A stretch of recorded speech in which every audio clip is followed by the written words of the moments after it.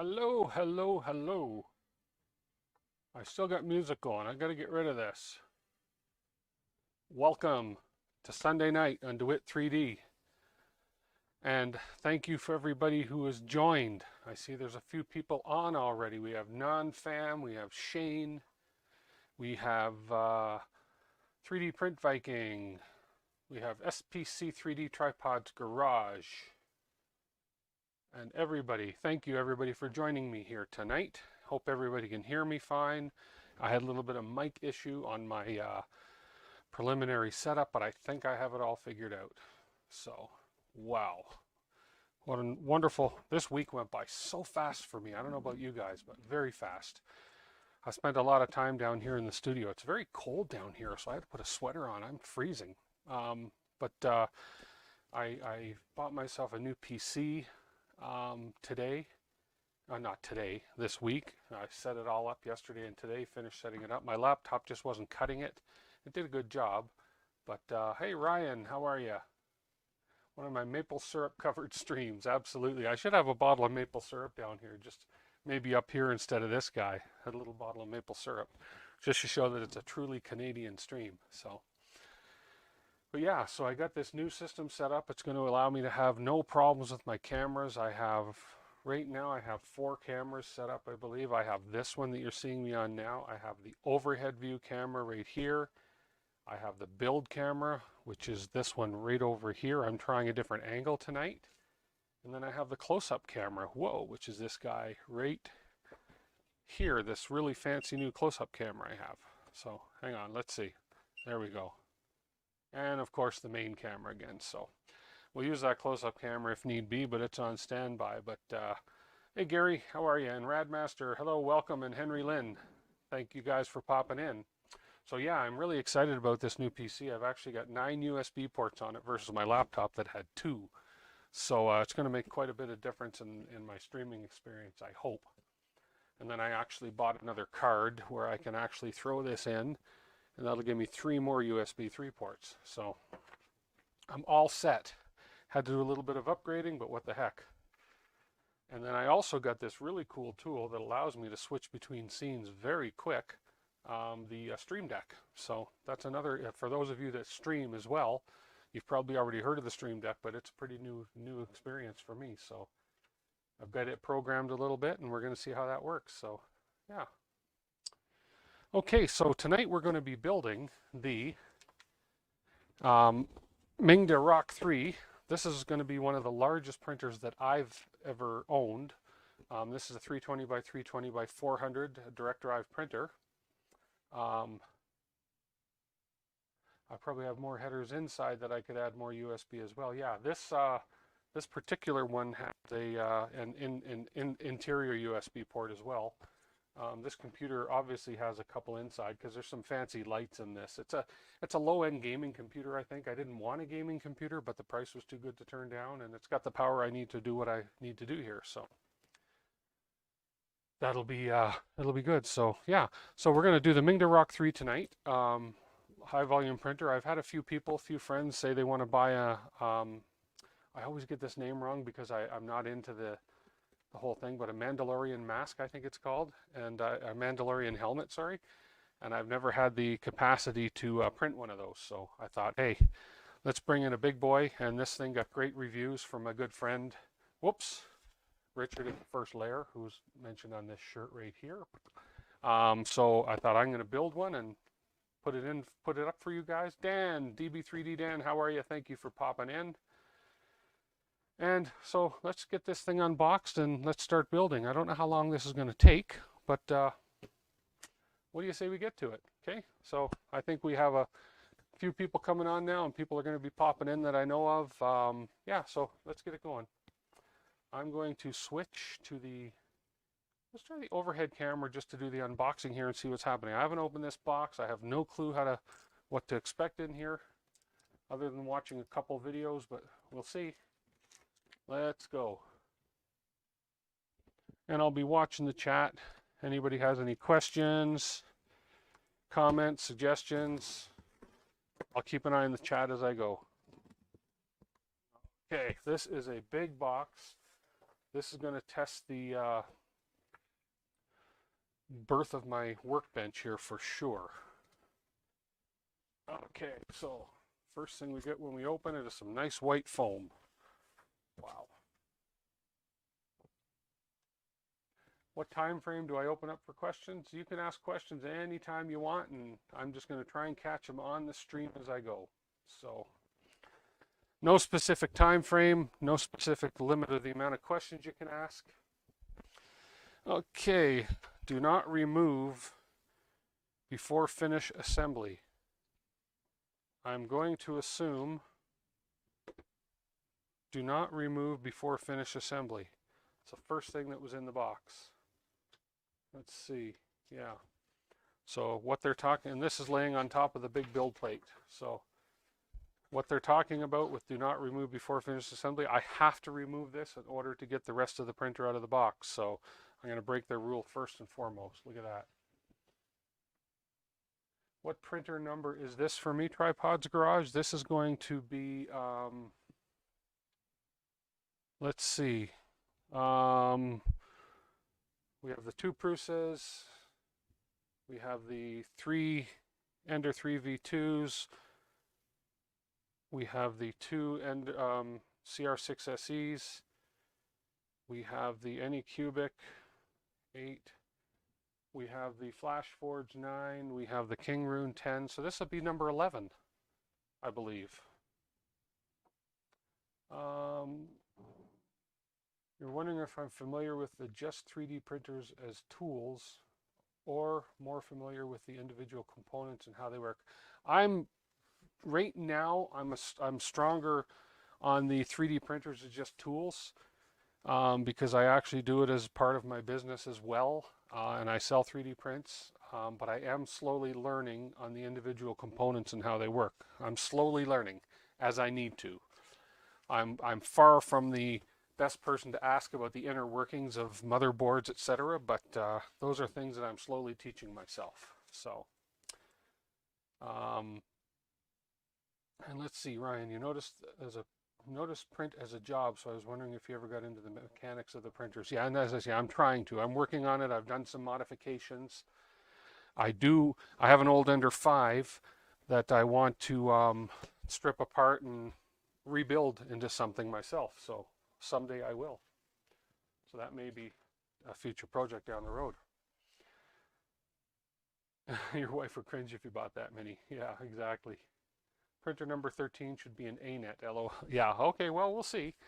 Okay, we have a little bit of a fast installation guide here. Let's see what else we got here as we unbox. I'm going to have to use the assistance of my chair over here as I unbox. We have a really cool, this is pretty cool. I saw this in some other unboxing videos. You actually get a little bag, really cool little Mingda bag, like a little tool case. And inside this bag is the some assembly parts, USB cable, the screws for assembling, and the tools. So that's pretty cool. Pretty cool. There's a spool holder. We got our full-size SD card in here, and the tools. That's kind of a neat little bag. So put that off to the side here. Whoops. Let's see. Okay. If I get oh yeah, I'll be starting a test print, Brandon, for sure. I like to run the test prints that come in the card, and for sure. But yeah, I'll start a test print for sure. I'd like to do about a 2-hour stream, and if this thing doesn't go too long, it shouldn't be a problem. There's a nice heavy-duty spool holder that's going to go as part of that other spool holder that was in the tool bag, so that's pretty cool. And then it looks like, let's see, we have the extruder assembly. I think this whole thing now comes out as one big piece. This top layer as a gantry. Let's see. And there's a wire going down to the bottom here. I'm going to switch cameras here to the build camera. There we go. So you guys can see what I'm dealing with here. Let me just see, I saw a question there. Could we get Could we ever get a story time of how you got into 3D printing and if you ever got into 3D modeling? Okay, good question, Ryan. Okay. Yeah, that's a good question. In Tripod's Garage, when you do get into the Prusa's, you're going to love them. They are great printers. I'll do the story about how I got into 3D printing as soon as I get this thing right out of the box. I want to see. This is, I just want to make sure I don't mess anything up here.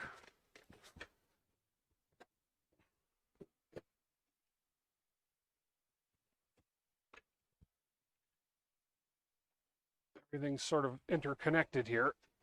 I wouldn't have wanted to be the one that put this in the box. There we go. There is the gantry. I'm going to put that aside for now.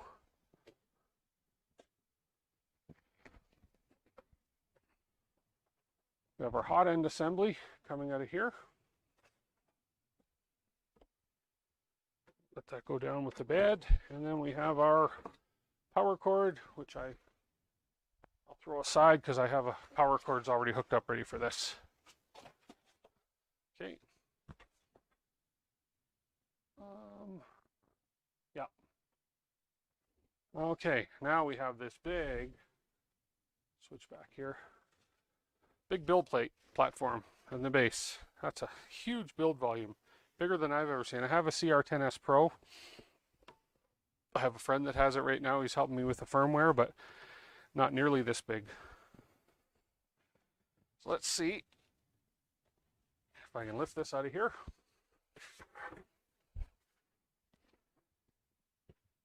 There we go. Oh, that's heavy. So we'll hold this up. Let's get rid of the box. And set her down. Let's make sure there's nothing else in the box. There we go.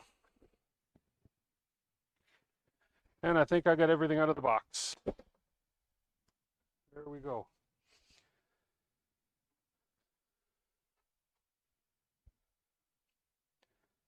Okay, interesting. I like the way they've done the wiring in this. It's all contained. Let's get a close look at the hot end here before I get this put together.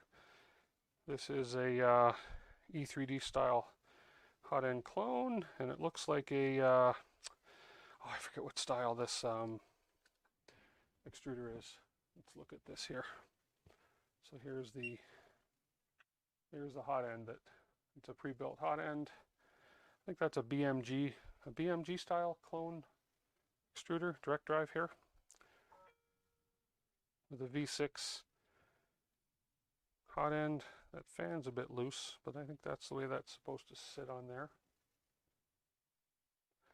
Hey Richard, how are you? Thanks for popping in. Yeah, so pre-assembled hot end, there we go. So let's see. Let's go back to here. Let's see if the instructions are here, if I have to go online to find the build instructions or the assembly instructions for this. Bondtech BMG. Okay, thanks Richard. Fast installation guide. Looks like it's going to be a pretty quick build. So, oh, there we go. Actual instructions. Look at this. Great.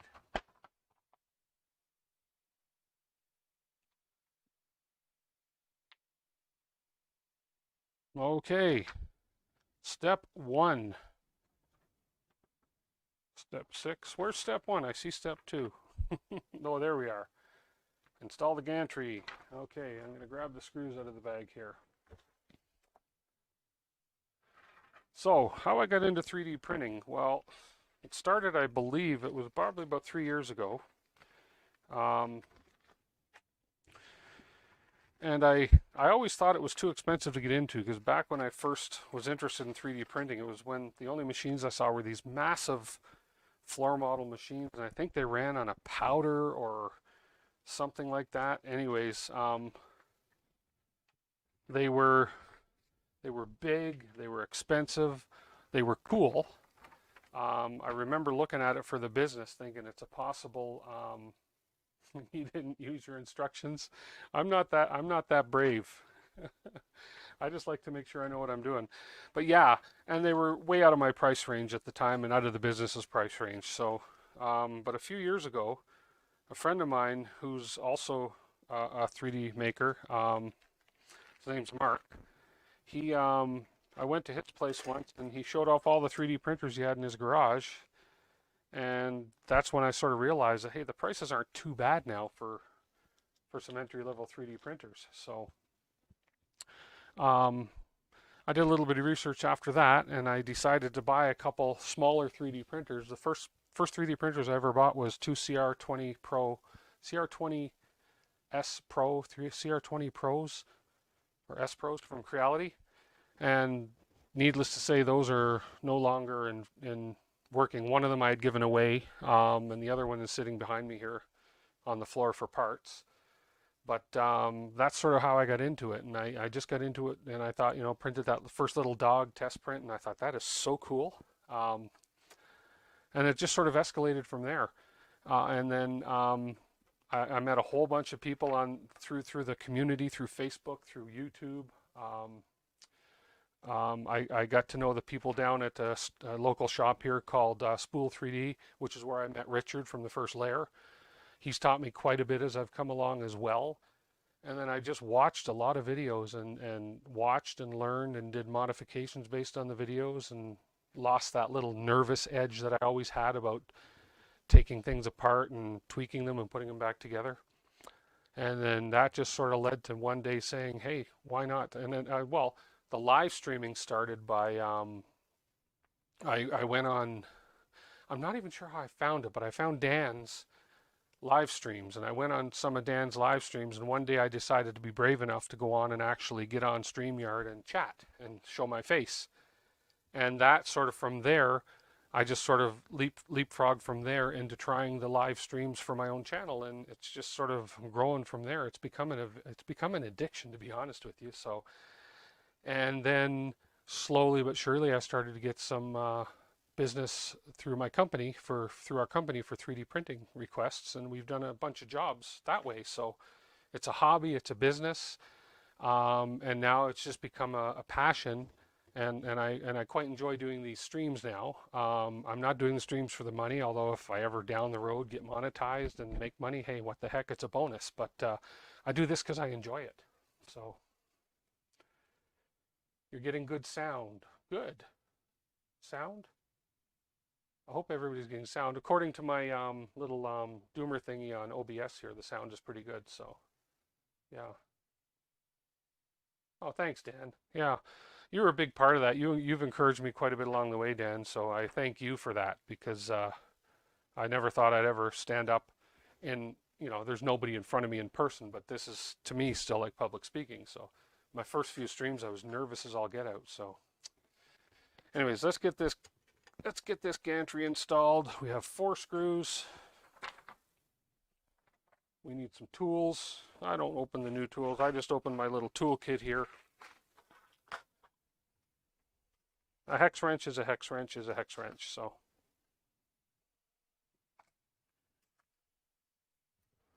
that's the size. Sound is great. Good, good, good. Yeah, I've had a company beforehand. The company, and I still have. I've been in the printing and sign business. It started as an offset print company. I've been in that business for over 30 years. The business we've had in downtown Calgary, we've been in our one location now for about 25 years, 26 years. So it's a printing and sign company. We're completely digital print now and signage. We do everything from business cards to banners, signs, decals, all sorts of things. So adding 3D printing was just sort of a natural thing to do, which is what we decided to do because we were looking for different revenue streams. So I got into garment printing. I got into dye sublimation, if anybody's ever heard of that, doing mugs and mouse pads and stuff. But the dye sublimation part never really caught on. The problem with that is it's too expensive to maintain the inks and the printers if you don't have a lot of business to keep them going full time. So, okay, something seems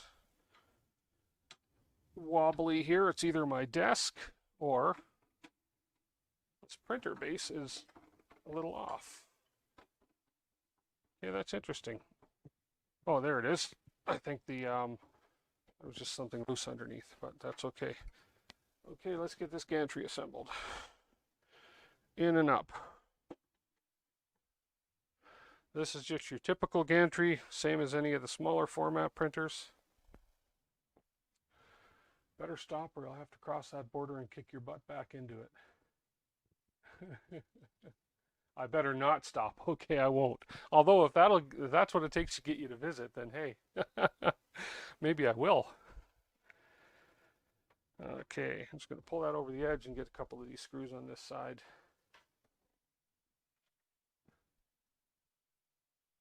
Won't catch you doing your own stream. How come? I thought it was going to be really scary at first, but turns out it's not so bad. And people, you guys are watching, which kind of encourages me to keep going. So.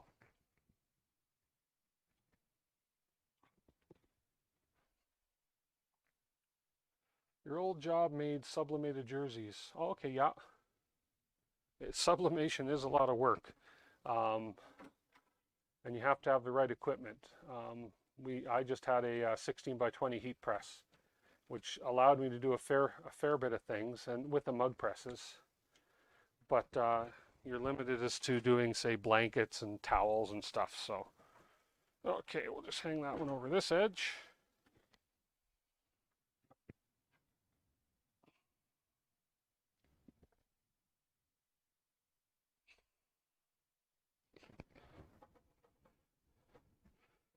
Yeah, I love the business I'm in. It's a great business because it's not boring because it's different every day. Yeah, we have a lot of customers that do a lot of repeat jobs, but there's always challenges. There's always challenges as to, can you do this? Can you do that? Like right now I'm working with my landlord, or the property owner, people that I pay my rent to. They manage or run several towers in downtown Calgary, and they are looking at redoing a lot of their lobbies, and there's a lot of renovations going on, and they want all new signage. So, and they're looking for upscale signage. So it's always a challenge and fun to come up with something creative for them. So,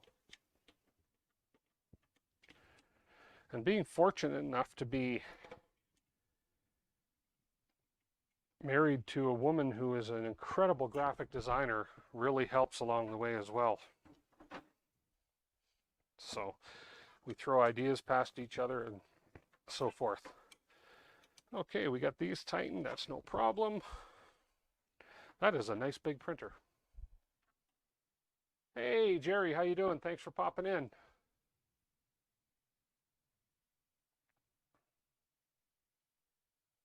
Only streaming you do is streaming your printer on Twitch. I don't know, Brian. You're getting a lot of requests to show up on people's streams. One day you should. Install motor cover. M316, 2 pieces. That's these two here. No, those two are for the spool holder. This is going to be the motor cover. So we have, oh, that must be the end stop right here. Okay, actually, you guys can't see what I'm doing with the camera at that angle, but that's okay. What I'll do is I'll switch this camera. It's the beauty of it is I can switch this camera on. And so what it looks like my next step is to install the motor cover. Enter the X limit port and X motor port. And then 2 M316 screws. I have to find those screws. Oh, they're right there. Okay. So this is the X limit switch. Z limit switch is down here. That's a different kind of switch for sure. And then this goes. This is my motor. Is this right? Let me make sure. X motor port, yeah. So we're going to plug in the stepper motor here for X.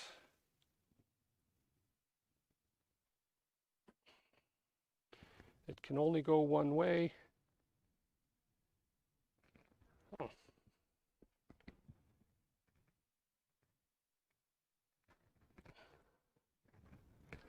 Sure. Only on live streams. Come on. Get in there.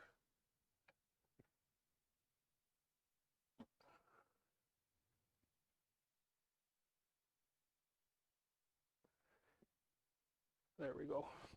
It's just in a real tight spot, and I have really, really, really chubby fingers. How did I enjoy the Anycubic Ultra Base? The Ultra Base I have on my Anycubic, the one Anycubic I have left, is great. On the other Anycubics that I had gotten, I had 3 more at one point. I ended up sending them back. I don't like the changes they made in them to a point. That's a whole other long story. Come on, plug in here. That's not a very tight fit. Guess it doesn't matter as long as it holds.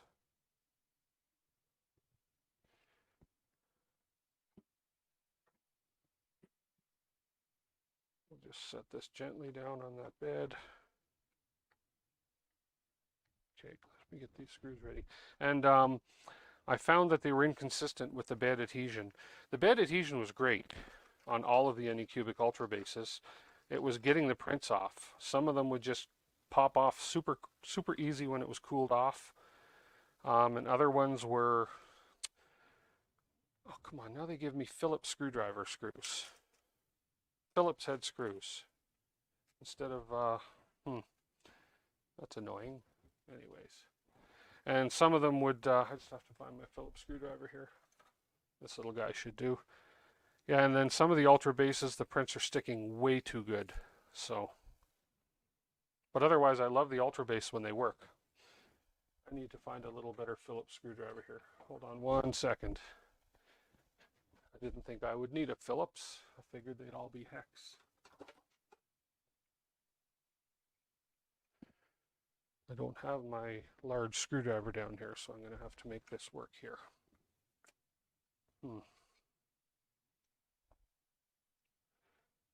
Hey, Tron. I just exploded a screwdriver. Oh, man. My screwdriver just exploded. Yoy, yoy, yoy. All the bits went everywhere. Anyways, where's the bit I'm after? That's all that matters.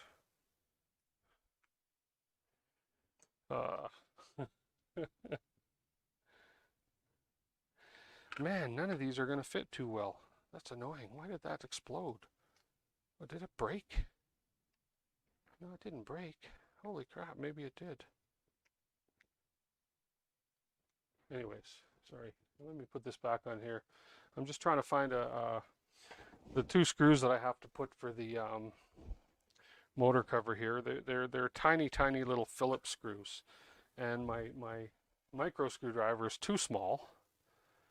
And I don't know where my big one is. I have a bigger screwdriver here. I just didn't expect to need a Phillips screwdriver. I'm going to see if I can make it work with this anyways.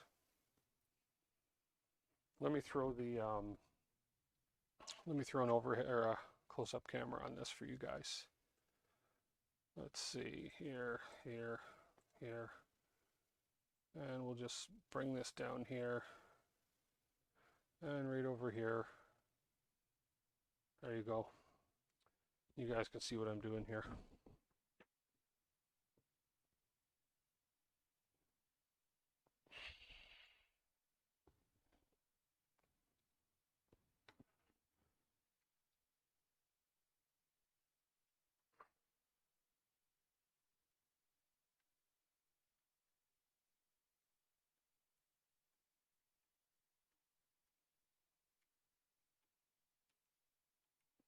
That screwdriver sucks for this. Really sucks for this. Damn, why don't I have I guess I should have all my tools handy for when I'm doing this, but, oh, hang on, maybe this one's better. Ah, this one's better. And we'll get the bottom one going here.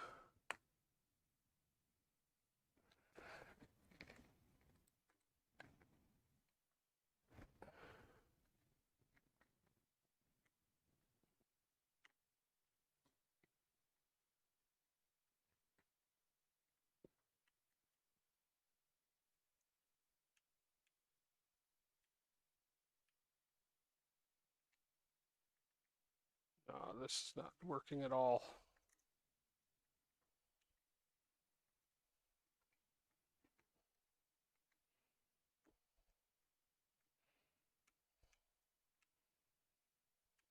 I need a better screwdriver.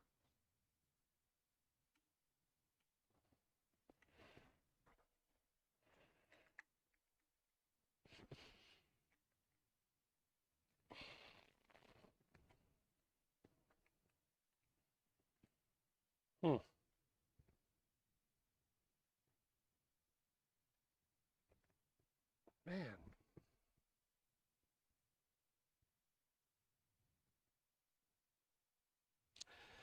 is this better? Hang on a second here, guys. This doesn't even, these.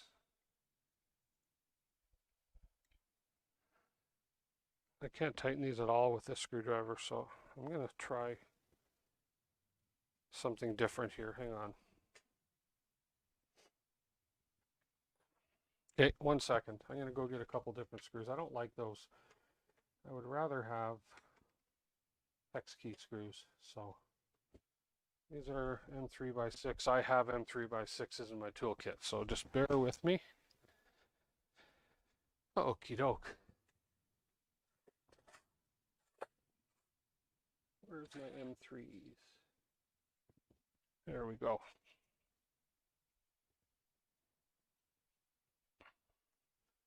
I got lots of screws.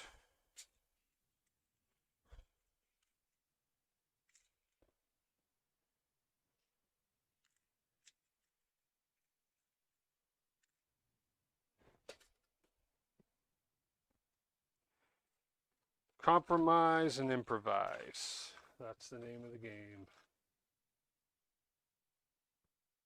You just got booted off YouTube. You just got booted off YouTube. That sucks.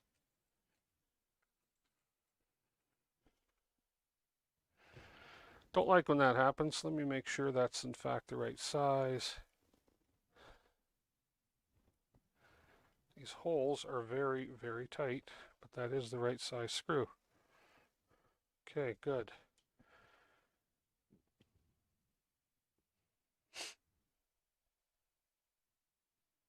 Now it's hot down here. Now that I'm working, I'm getting warm. I want to see this, get this one going.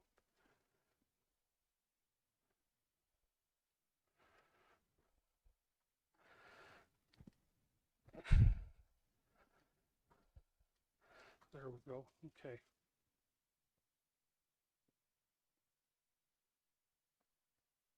A few loose nuts. Yeah, yeah. Now this thing's popping off. I don't like how this does not seem to want to sit on here too nicely. It is catching. Let's get this sleeve back a bit. Here we go. There we go. There's one. I like the switch. I don't necessarily like the way this is hooking up.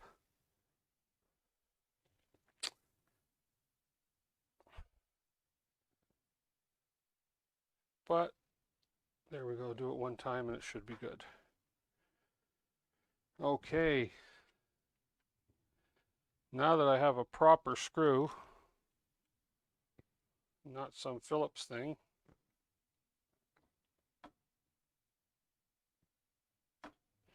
I can put this on.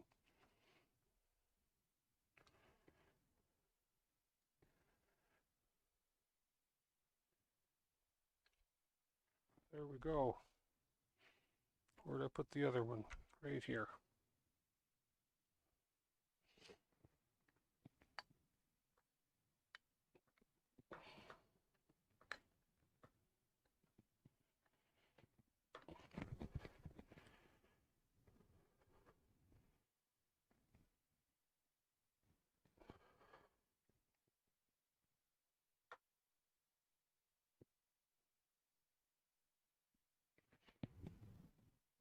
Oh, love it, love it, love it.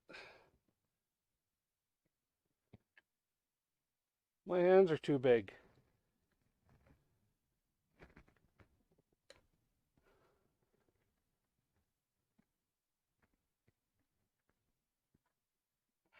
I can't. Okay, here's your perfect opportunity, guys. I can't find the hole. This is annoying. This does not want to line up too nicely.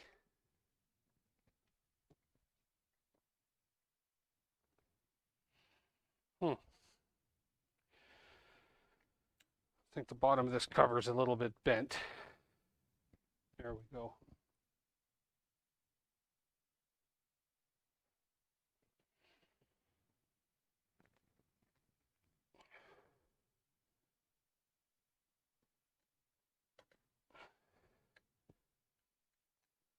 Ace. Okay, well, why is that not lining up? It should be. It's just not cooperating.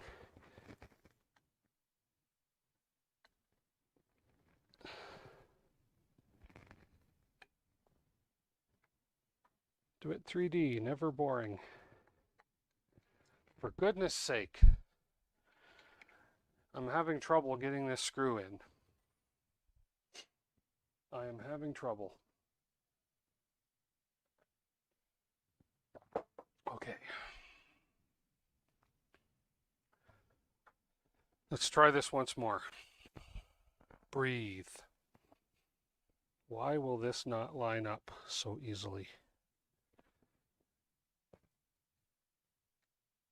Who knew that the toughest part of a build could be putting one little friggin' M3 screw in it?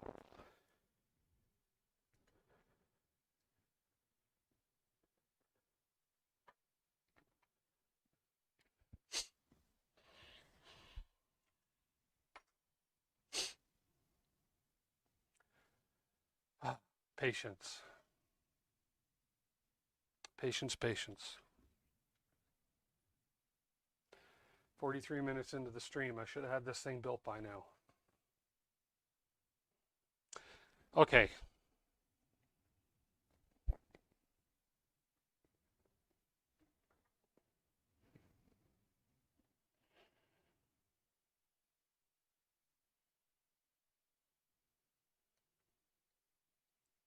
Jeez. Sorry, guys.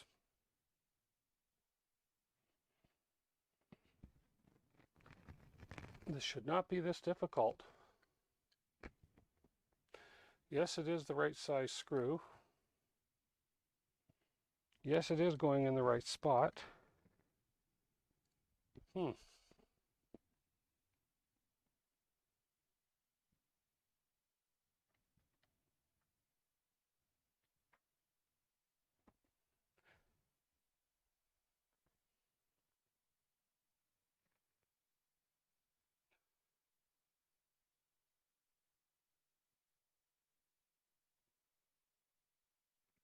Holy crap.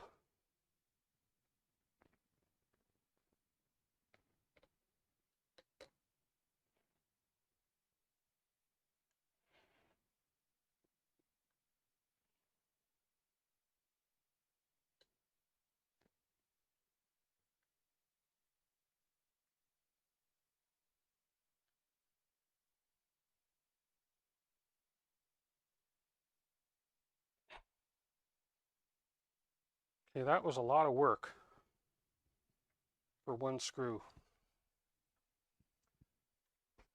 Whew. Okay.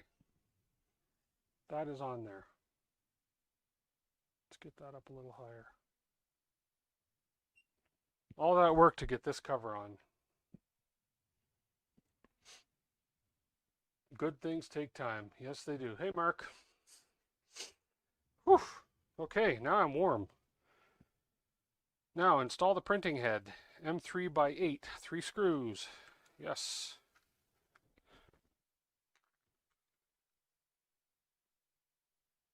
Three cap in there, yeah.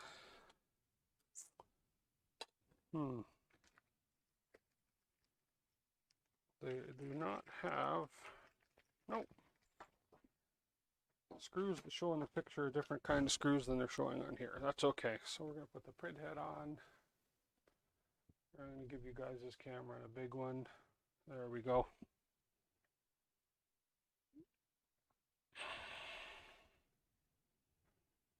These are going to come in from behind.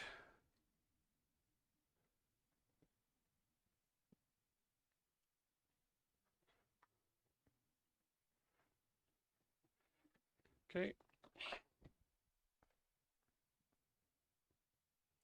So we're going to come around here. First, I'm going to make sure I have the right screws because M3 by 8. That's the one thing on this printer is they have not labeled all the screws for me. So I'm going to, it's got to be, am I short some screws or do I have a screw loose up here? One, those are M2s. Pretty sure these aren't M3s, but let's see.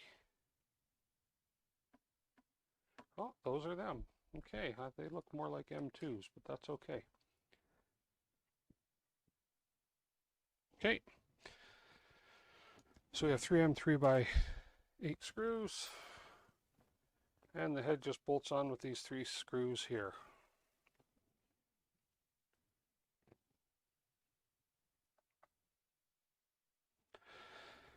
Always got to get my hand into these tight spaces. Keep it clean, boys.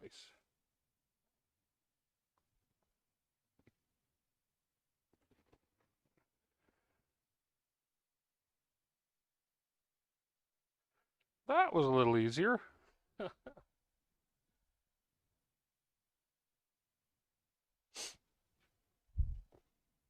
3D Printing Joey, how are you?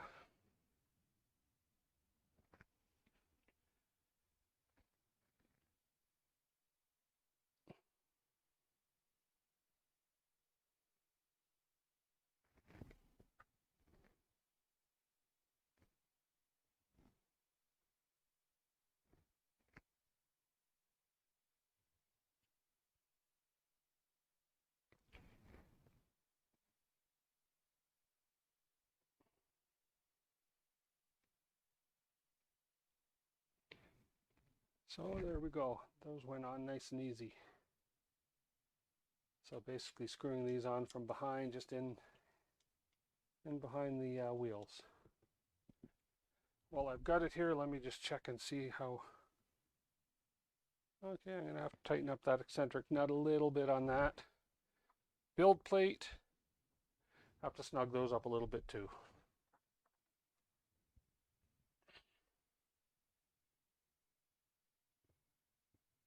Ethan's dad, hello.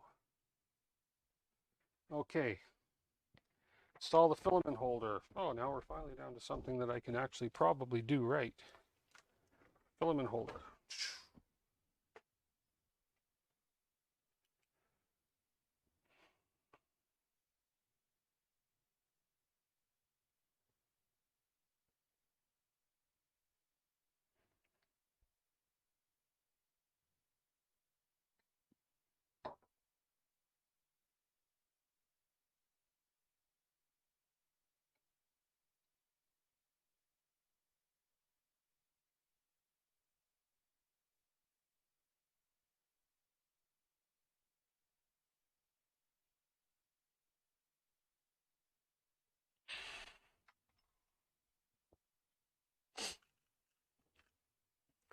And it's your typical filament holder with the screws and the those square nuts that slide down the extruder track. So we'll get them on here started.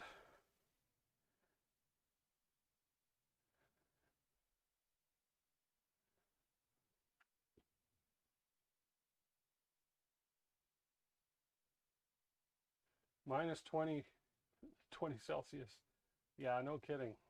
We haven't gotten that cold yet. Wow, we've been a little bit cold this week, but we got to minus 12 for a high today. I know what it's like to feel minus 20 though.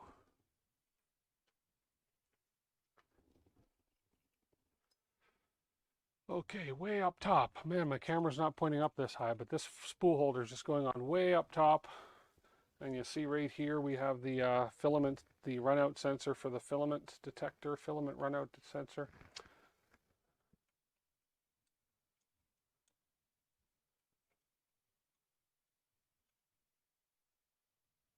So we'll put the spool holder in a decent place for that. And there we go, we have a filament holder. I know you can't see it, but it's your typical filament holder. No big deal. Step 5, install T-reinforced plate. Reinforcement T-plates.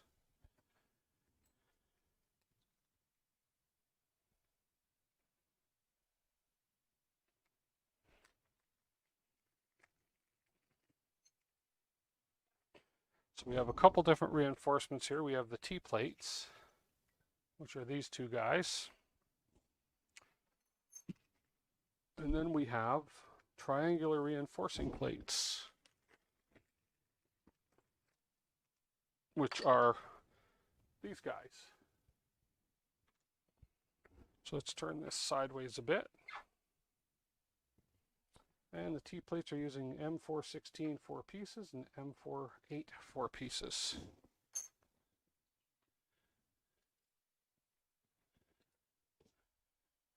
Two 8s. There we go, 2 and 2.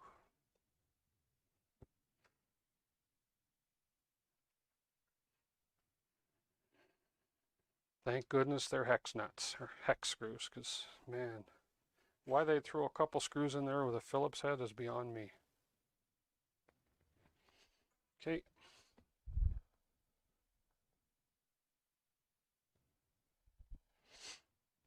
So we're going to come around here, and we just have these reinforcement T-plates just to help keep that gantry square and straight.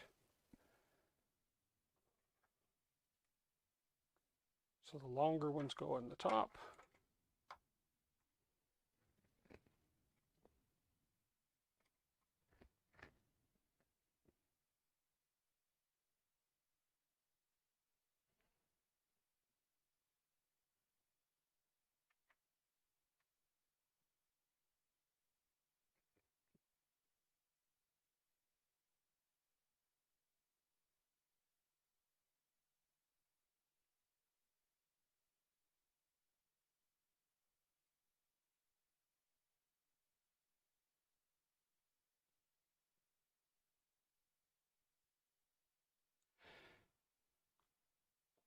So far,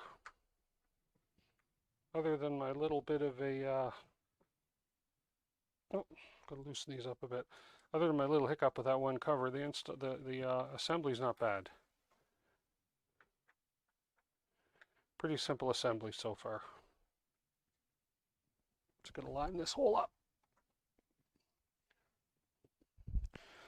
This feels like it's going to be a tight fit, which makes perfect sense because you don't want much play in this.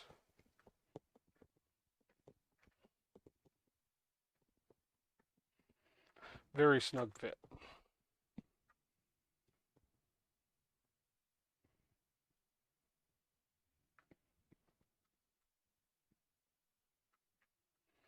But you know, I find in every build I do, there's always one thing that tends to slow it down a little bit. So I'm just going to come back on this side and do the same thing over here with these T-plates. So I'm not going to turn the printer around to do it. The T-plate is metal. Yes, it is. It feels like an aluminum. So yeah, but it is metal for sure.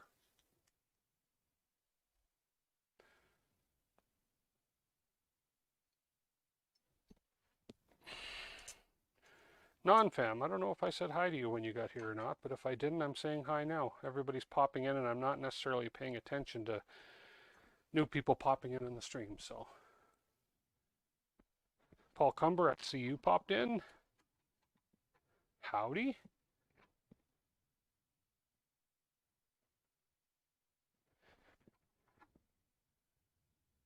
Cool, 25 people on stream. I'm so happy. more and more each time. Obviously, I'm doing something right. Oh, these ones are fitting a little better. Okay.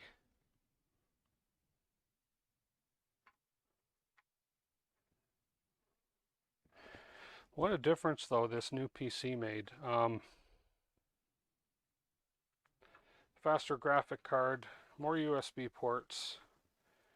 The only thing I'm having trouble with, and I don't know if anybody out there is a computer geek or not. Oh, let me just switch back to this one for now. This new PC I have right here, you can sort of see it on the little screen up in my top corner here. Here, it's got. I'm running one monitor with HDMI. I have a second monitor that I can't get working. It recognize and I'm using a I believe it's called a video plug, or I forget what kind of plug it's called, but it's a really different. It's not HDMI and it's not your typical VGA plug or DVI plug. I believe it's just called a video port. And I run HDMI from the monitor to the video port. The computer sees that there's a second screen there, but there's no signal on the screen. So I can't figure out why that's not showing that second screen. So did I call a computer geek? Hello, not yet. Not yet. But I'm going to have to. I can't figure it out. I Googled it. DisplayPort. Thanks, Chris Travis. Yes, it's called a DisplayPort. So I've got a DisplayPort coming out of here into a HDMI up here, and Windows says there's two screens. I can move them around.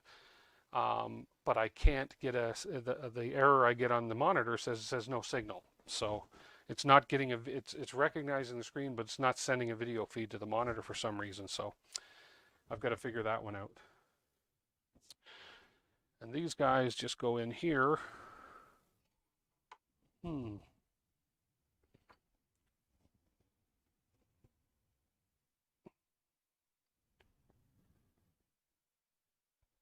I've got to plug in these motor switches first. Actually, this is the end stop switch, so let me switch down here. So down here we have the plug for the end stop coming out of the gantry. I just have to plug this in again. Me and my chubby hands and all these tiny wires. Oh, there we go. If I pull it out, I get a little more play.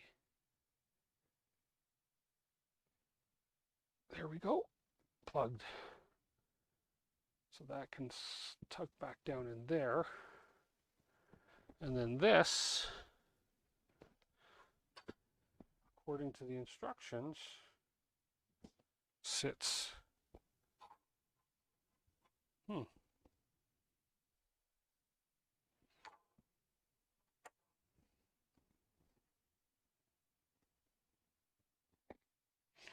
There's the hole in the gantry for that.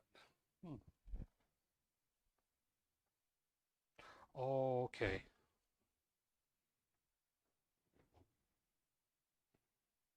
This one has those square nuts on it as well. You need to go to display settings and select extend these displays, which I did. I did a mirror and extend. I tried both ways. I tried the driver update. I can use another cable. I can use an old VGA cable, because there's a VGA port on here, I believe, and a VGA port on the monitor. It's DisplayPort to DisplayPort. It's HDMI to DisplayPort is what it is, Sansa. Correct input selected in the monitor also. Yes, I do. I did do that too. So yeah, I've tried a few different things. So we'll see. I'll do a bit more Googling. I'll go to the store I bought the computer from. It's called Memory Express here. And they have some pretty decent service help here. So where does this other one go? This is kind of not. Why do I need?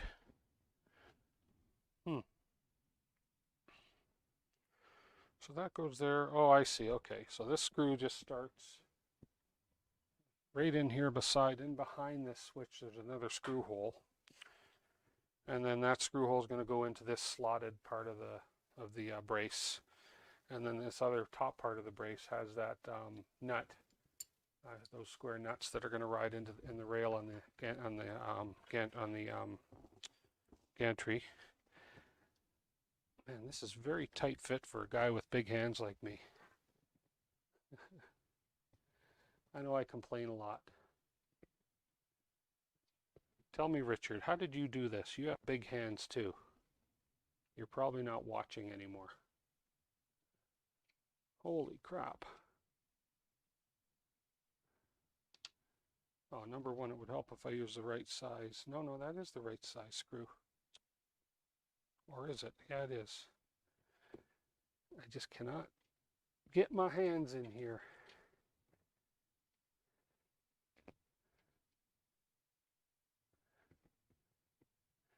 No, that can't be right. That's where that plug is coming out. So hold on a minute here.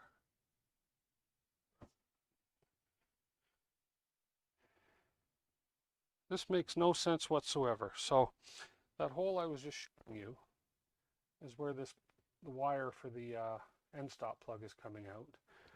We have this other little one.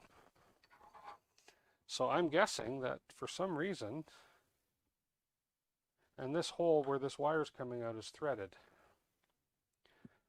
It's threaded like it should take one of these screws, and the instructions show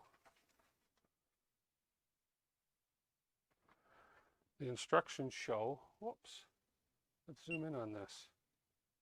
This is where I'm looking right here. So we have the two screws there, and then we have the one small screw right there. But that hole that takes that small screw is being occupied by the the Mingda is a 32-bit board, from what I understand. So, okay, well, we're gonna just sort of cheat this one then. So I want to get on with the build, and if I'm short one screw, then I'm short one screw. Not a big deal. I'll figure that out after, but that one hole is definitely being occupied by the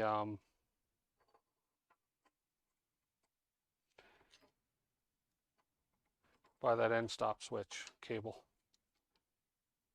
So I'll just squeeze this guy in.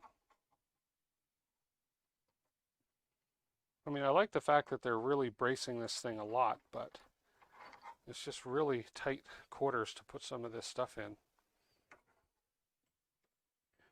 I just got to get this nut into that rail slot. There we go.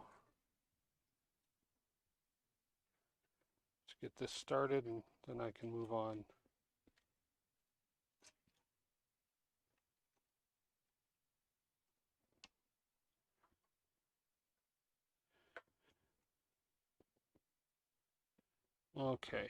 Okay, I see what's happening here. So, instructions show a nut going in that hole, but really that slot is for the wire to come out. So they've obviously made a couple design changes on this thing. Okay, that's fine. That is fine.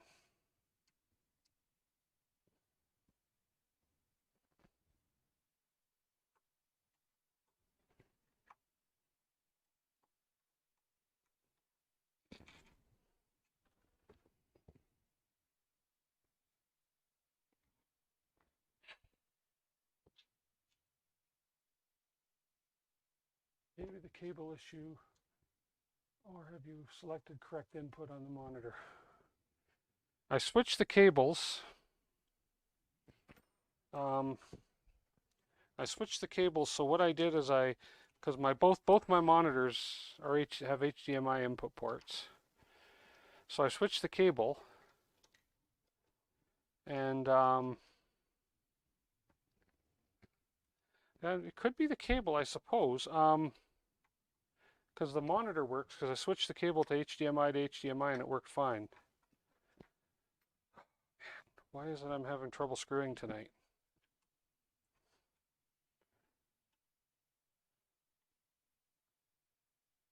Gosh, these are...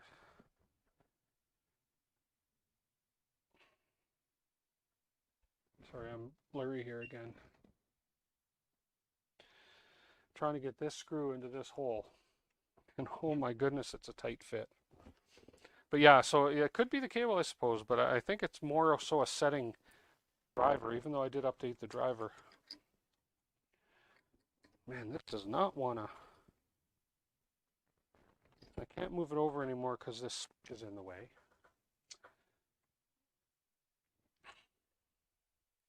And there's not a lot of room to get a wrench in here, so let me move this gantry up.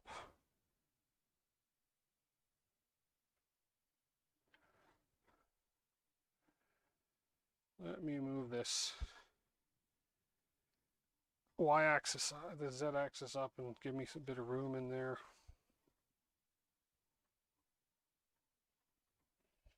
Okay.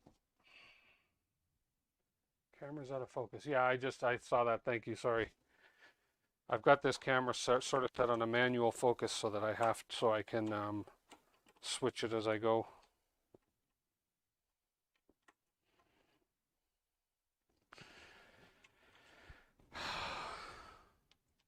This needs to come over a little further this way. But this little thing, this little switch right here, the nut that is holding it down, the flat side is not flat against it. So what I need to do is take my wrench and just turn this. Hopefully this is the right size. Yeah. Turn that so the flat side is here. There we go. That should allow that to come over a little bit more, enough so that this screw can get right through and into that hole. Hopefully that's enough. There we go. That's what was holding it.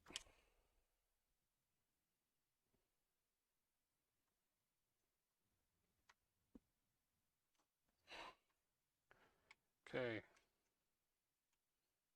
So that's in there now. Snug this one up.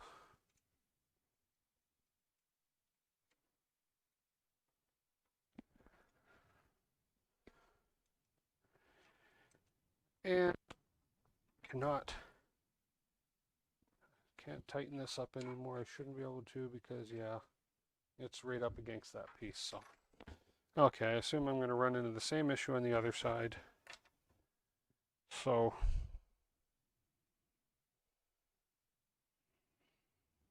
although there shouldn't be a end stop. The monitor doesn't auto switch. You have to manually select the input on the monitor and display port.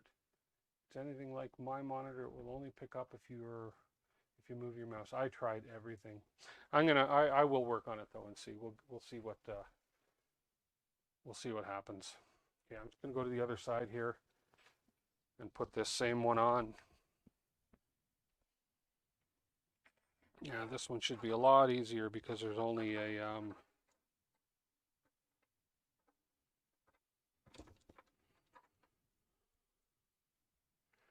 there's no end stop switch here to impede me.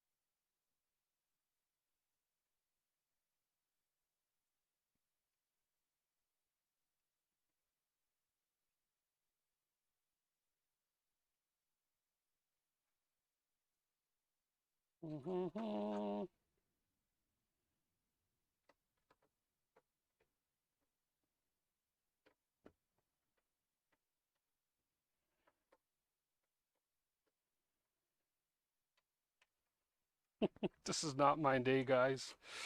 Oh, lordy.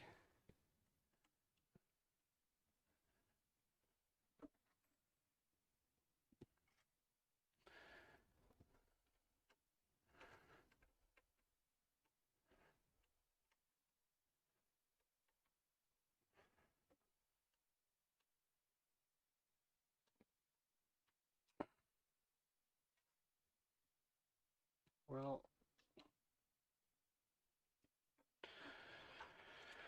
I'm in the right one.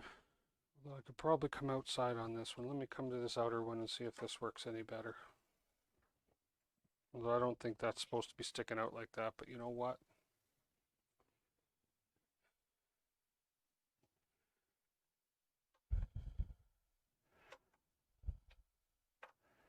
Nope.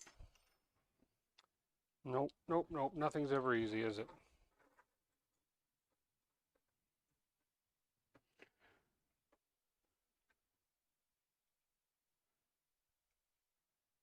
Let's do it this way.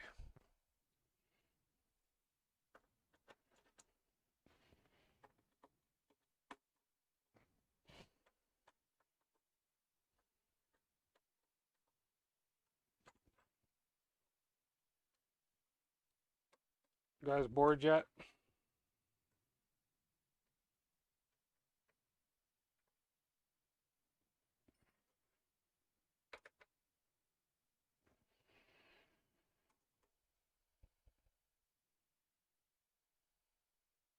There we go.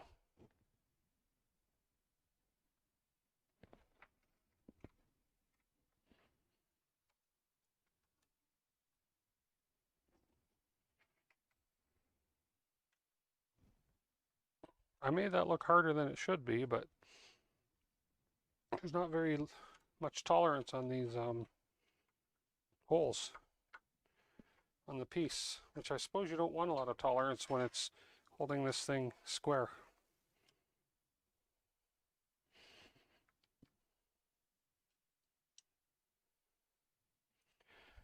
Okay, geez. What should have taken 10 minutes.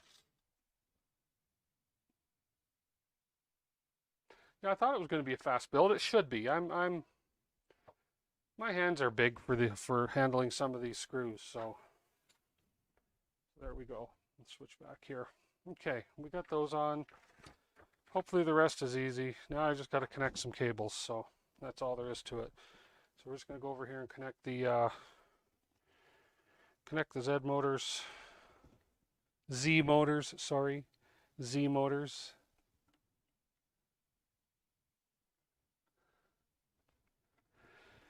Okay, the Y switch is already connected and on. And I believe, are those the only two? Filament detector. I believe I already did that, but let's just make sure. That was that one. Hooked up, hooked up.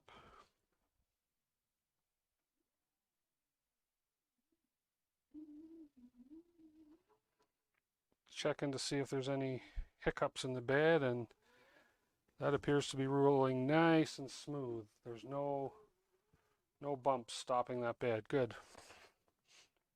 Now I've got a, there we go. Okay, step 7, machine checking and adjustment. Now it's a matter of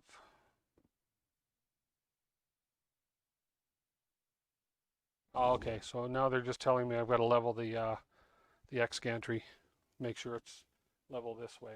So I can do that. Easy enough. I've got a, where did I put my blocks that I used to level that? I can do them on the bed. I can't level them to the bed. I've got to level them to the case. So, but meantime, I'm just going to tighten up these eccentric nuts first because there's a little bit of play in the print head here. So I'm going to go ahead and snug up this bottom eccentric nut. Other way.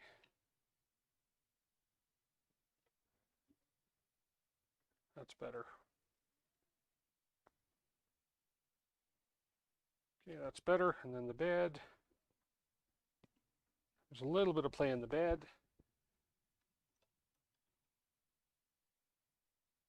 Snug that up a little. Come to the other side here.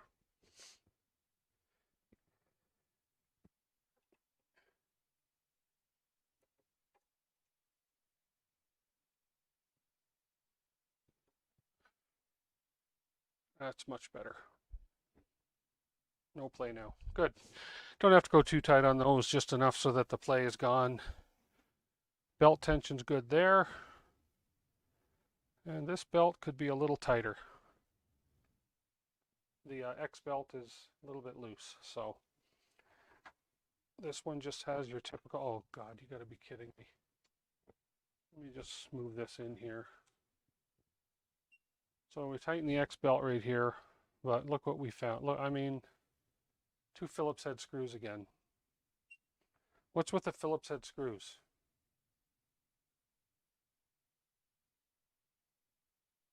I've not looked at the Soval at all yet, so perhaps I could.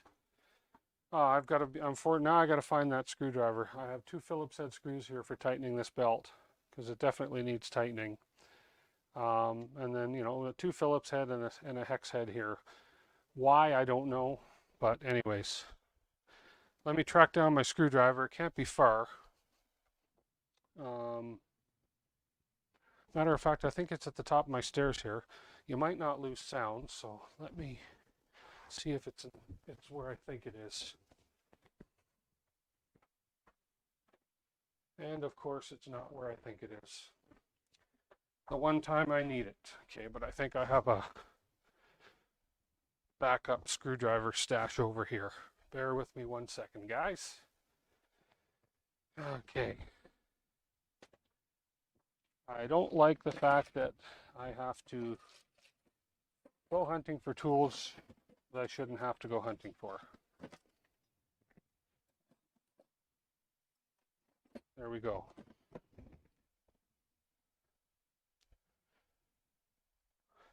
Phillips head screwdriver. Yeah, they need one in the kit for sure if they're going to mix these screws. I agree. Okay. So we're going to pull that tight.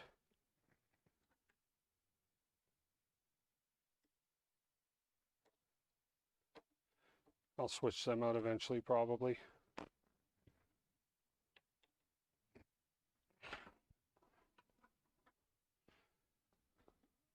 Much better for belt tension. Okay, I'm going to keep a Phillips head handy. Gosh. Now we're just going to measure that X gantry and make sure it's level. What can I use? I don't have, oh, I know, I have a ruler right here. Let's see, this guy. So we'll come around here and we will, oh, but I want to check it on, not on the bed. There we go. I want to be square to the, I guess I could be square to the rails here.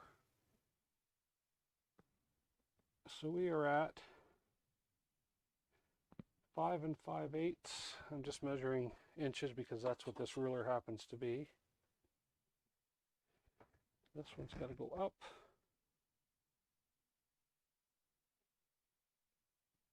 There.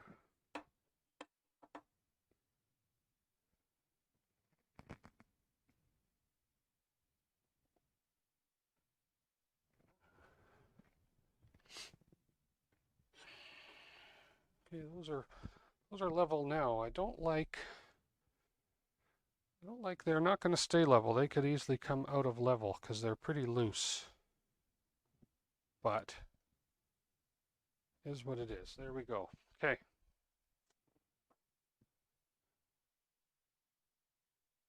Yeah. Adjustable belt tensioners, I agree. I think that could be modified easy enough for a belt tensioner, and I may do that down the road as well. So again, that's a mod I may do. Your display adapter has 2 outlets, 2 outputs. Does mine? I have 4. I have 3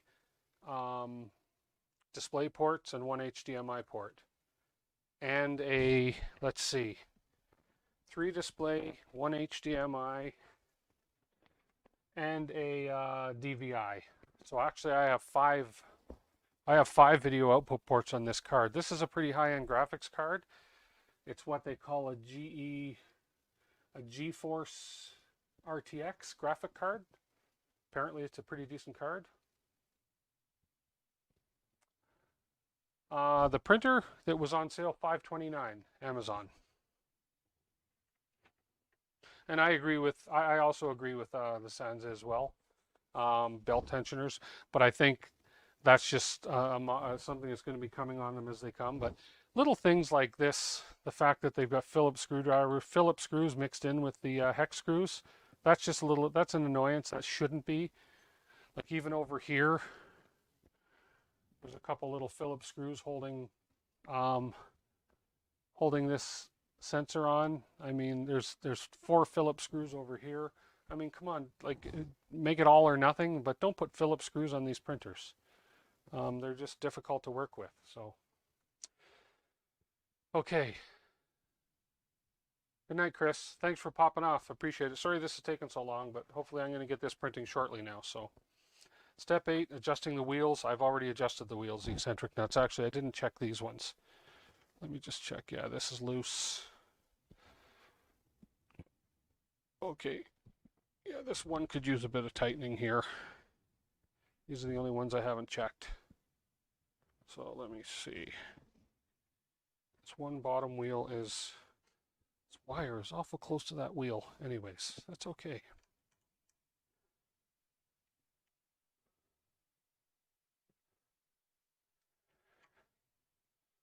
Okay, that's better. I don't like to see any of these wheels spinning. This top one's a little loose.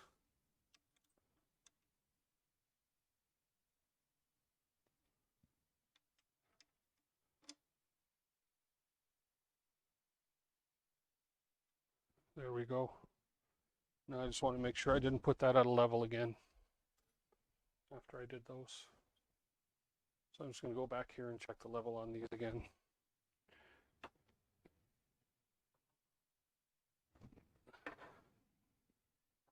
No, we're good. We're good.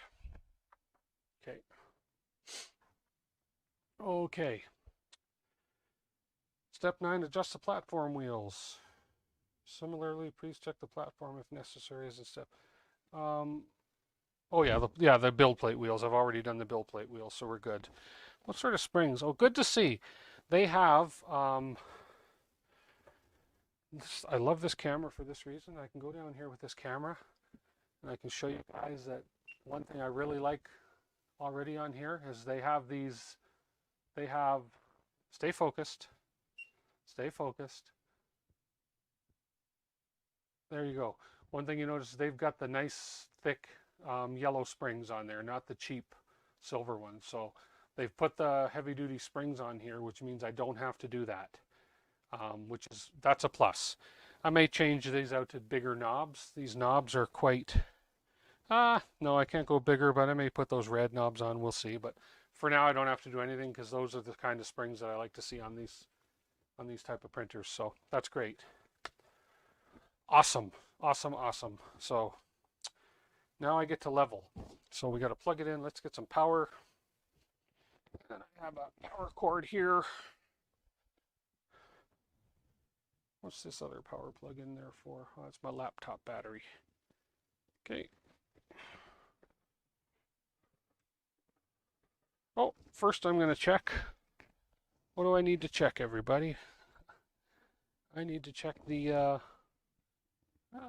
voltage switch. Where is the switch on this? They never mentioned to do that. Where is the voltage switch? You have 2 display ports on your display cable. It has 2 DVI cable connectors. Am I going to do a printer farm with all the printers? No. Well, a lot of them aren't running all at the same time, but I've got a pending job coming, and if I get this pending job, I'm going to be busy as all get out. I don't see a voltage selector switch on this printer yet. It's not obvious. Let me just check the bottom here real quick. It wasn't mentioned in the instructions, but that means nothing. No, nothing underneath here. So perhaps this is already set for North America. We'll see. I don't mind chancing this so much being here versus being in Europe and not sure whether it's set to 220. I'm going to put the build plate on.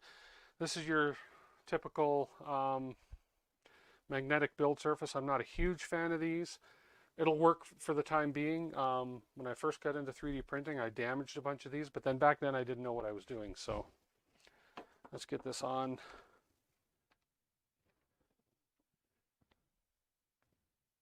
Same power strip in your garage. Which power strip? Oh, this one right here. Yeah, this is great. I can also turn, if I want, I can turn these lights here on, but they're kind of bright. I don't really need them. The funny thing about my studio here is I'm in a rental house, and I have one power outlet in the basement, one, running everything I'm doing here, including my TV, but I haven't, knock on wood, haven't blown a fuse yet, so they must have some, they must be a great breaker on it, so. Um, my screen, my screen is, I can set for either HDMI or VGA. Those are the two inputs on it. So obviously I selected HDMI because I had the HDMI cable going into it to the display port. So, okay, let's see. Let's get down here now. And let's see if I can get the reflection away from there for you guys. An awful bright light going. There we go. Maybe that'll change when I turn this on. Where did I get the 3D printer from? From Amazon. So first thing I want to do is get rid of the plastic here. Let me just grab my tweezers and pull that off. Not really anywhere to grip on here. There we go.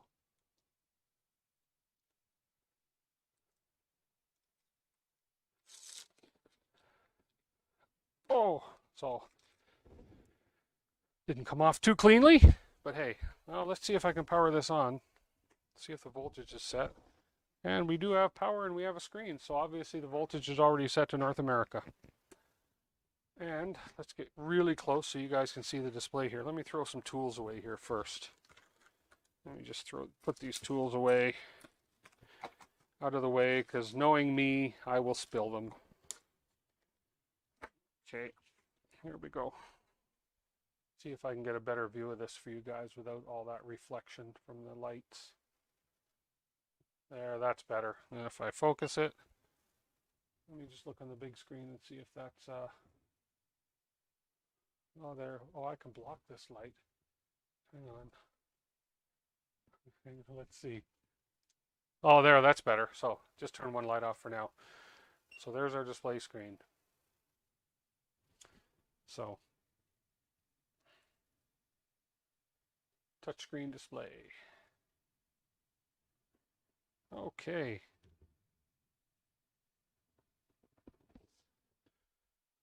Let's home the printer, make sure everything's working first. So,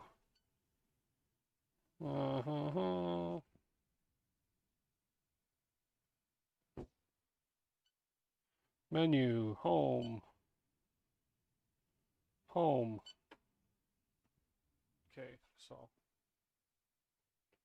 we'll just home the printer here. It's got that fancy, you can see. Maybe I'll switch to a different screen here. Nah, this is good.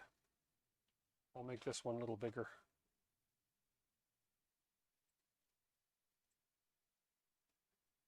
There you go. So we're just homing to make sure everything's working. I'm going to have my hand on the power switch ready, because I don't know how they've got this. We've got an adjustable Z-axis homing switch here too, so.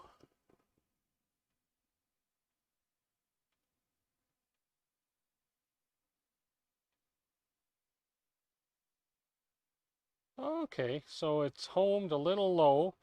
This means I got to tighten the bed up a little, which is fine. Just going to tighten the bed up some, which I like because I'd rather compress the springs than have to loosen them.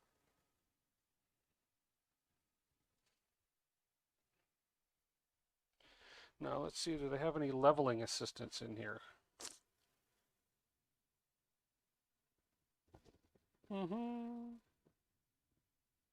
Choose X to stop moving. So yeah, I could have stopped the screen from moving by hitting the X here as well. but I like to have my hand on the power button anyways. So that looks pretty good. Okay.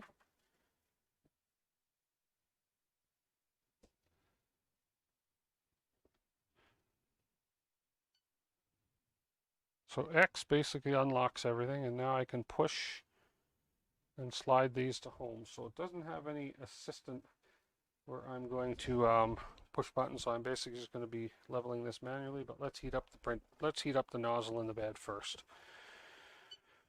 So let's put the bed to 60 and hot end. Let's go to the hot end. Where are you? Hot end right here. We'll go to 210 on the hot end.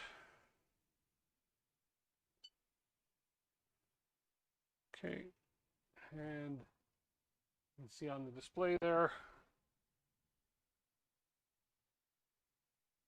There we go.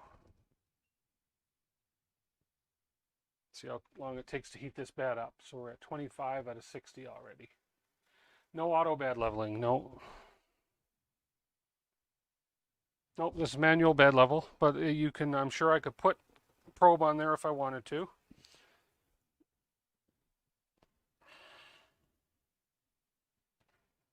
Hey, Aaron.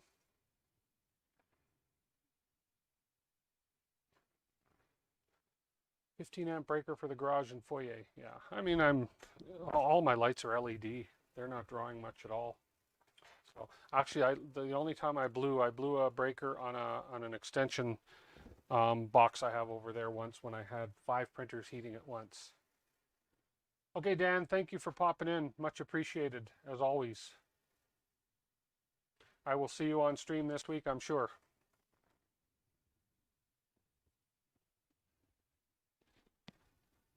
$36. Nozzle's hot already.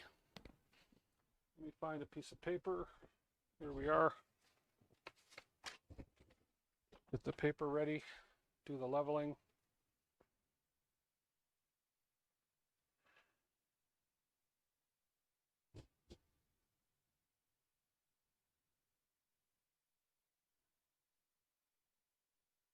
Tomorrow's your birthday, Dan? Oh, happy birthday in advance. I just read that part. Or is today your birthday? No, midnight tonight.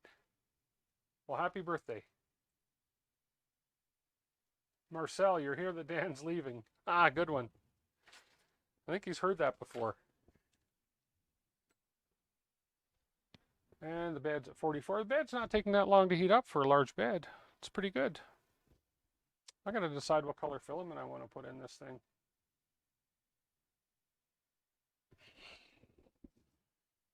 Okay, it's warm enough that I can start leveling anyways. Yeah, because the bed's at 47, that's fine. I'm confident with that. So let's start.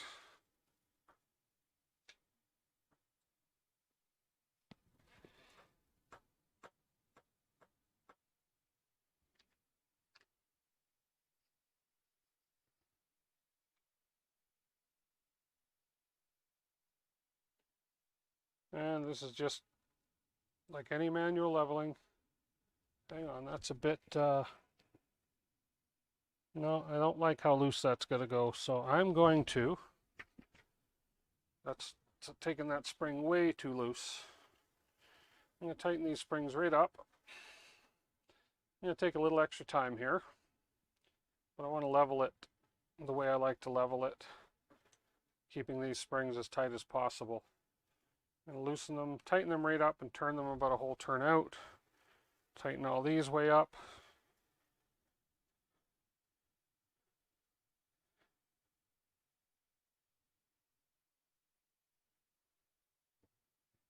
Turn them about a full turn out evenly.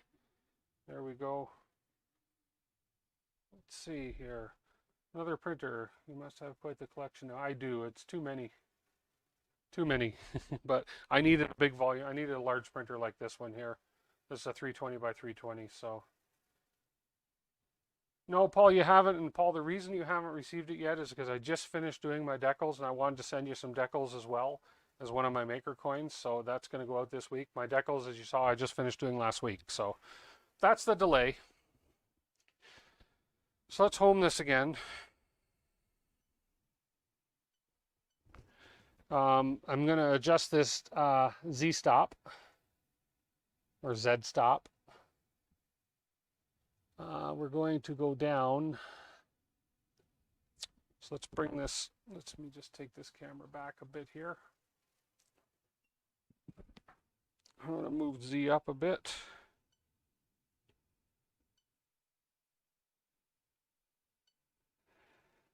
Move. 10 millimeters. I want to get Z up out of the way a bit. There we go. And I'm just going to lower this. No, I'm going to raise it because I want my Z to come down. So we're going to raise that a couple turns. There we go. Let's try it. This is going to be a little bit of trial and error. Home Z. Let's see. Nope, a little more yet.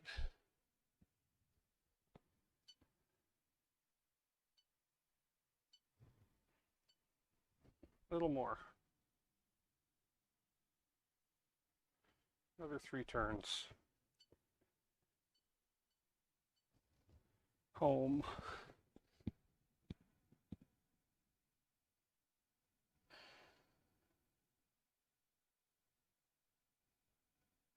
A little more. It should be good. One more.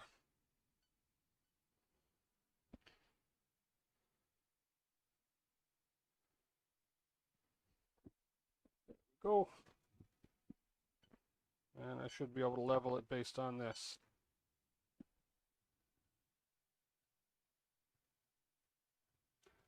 Windows machine, all those, yeah. Okay, that's a little low.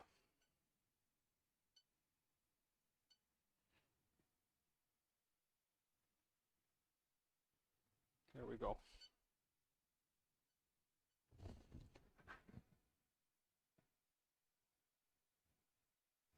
Okay, that should work. So let's disable the ends, let's disable the steppers.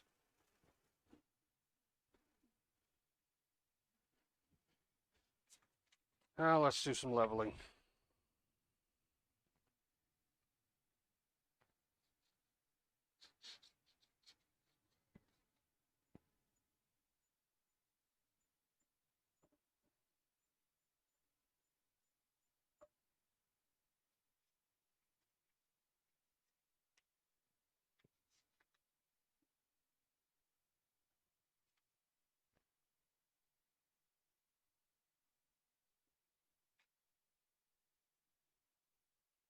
I always mix up when I'm doing the back ones. I get dyslexic and I mix up which way is loose and which way is tight.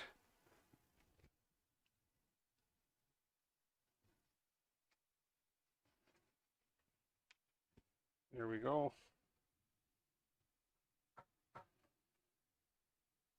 These knobs are a little tough to get at, but again, I have big hands, so there we go.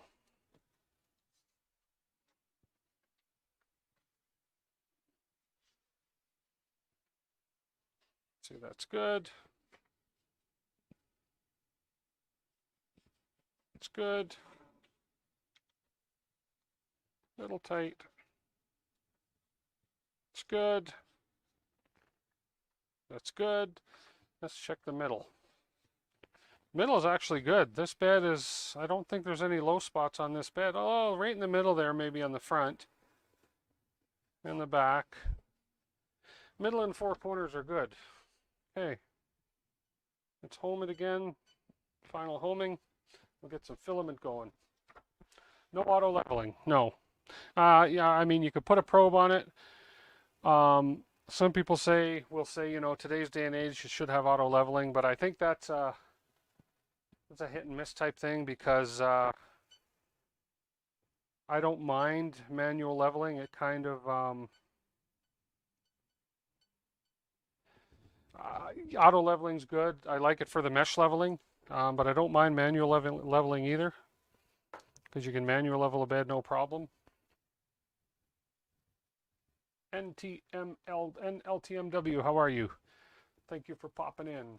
So, I'm just going to keep this one sort of focused on the display here. Let's see if I can get, there we are. That's kind of a new display to me. So this is where we move all axis. We can extrude, print. Anyways, let's get some filament. Let's use, oh hell, we have a black bed. Let's use a lighter color. Let's see what I've got in the, let's use white. Let's find some white filament here. There.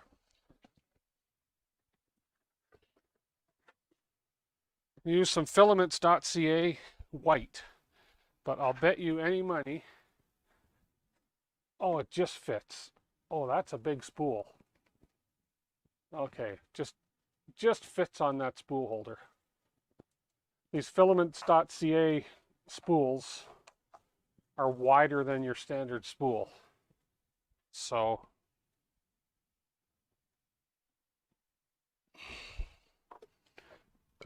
it just fits on there. Let me cut this off.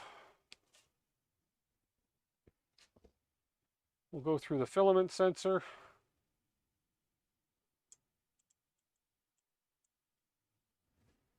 And let's unlock the motors here.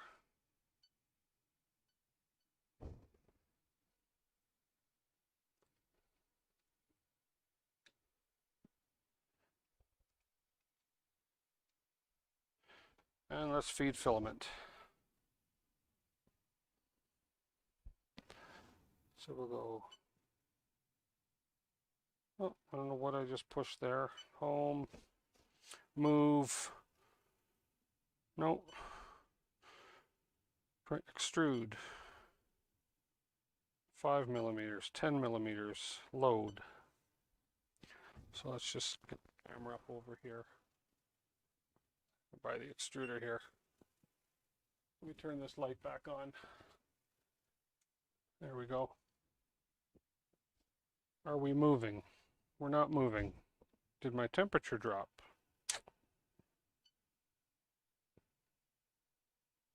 Settings. This touchscreen takes some getting used to. It's different.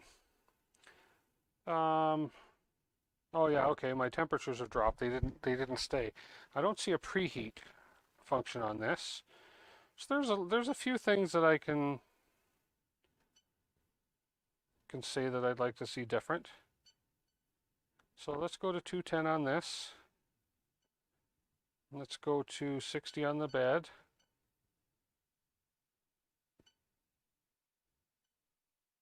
Okay. Let them heat up and we'll get the filament feeding. And then we'll see what's on the card and we'll try a test print. Apparently the test prints on these things are very long.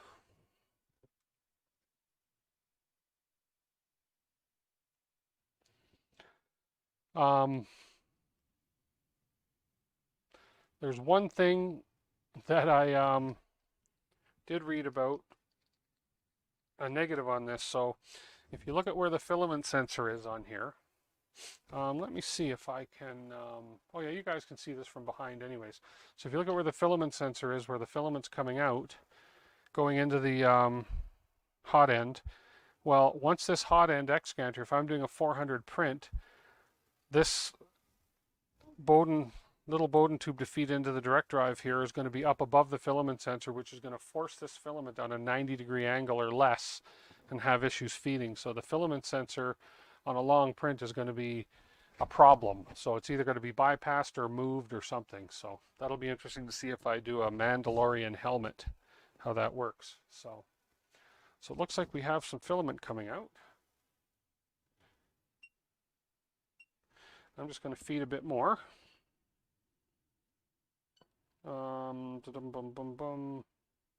Extrude 10 millimeters. I can only extrude 10 millimeters at a time. So we're feeding filament, which is good. Looks like they had like a blue, aqua blue or something in there before to test it with.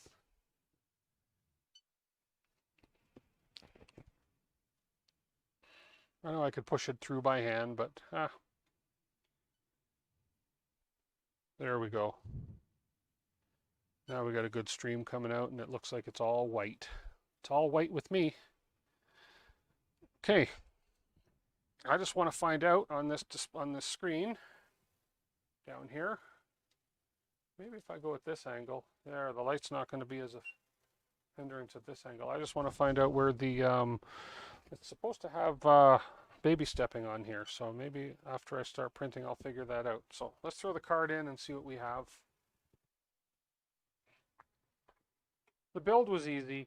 It was me with my fingers and so forth that was having trouble getting some screws in. So I wouldn't say that it's a long build at all. Anybody with skinnier fingers or a little more dexterity than me.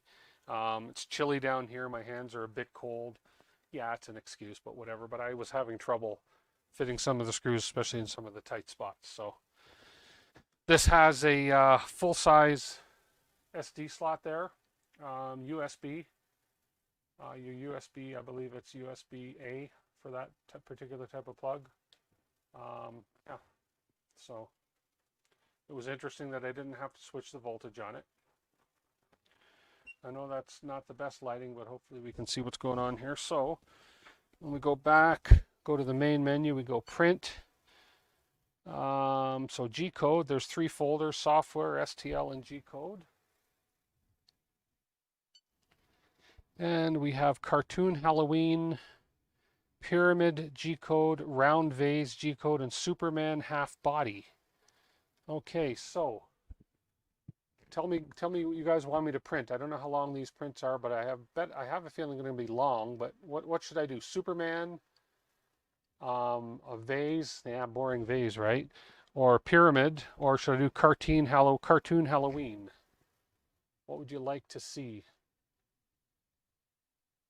Do do do do do do do do do do do do. I'm gonna put you on a timer. Come on, let's go, timer. No, sorry, timer's over. I know what I'm gonna print if nobody speaks up. Superman, cartoon, cartoon.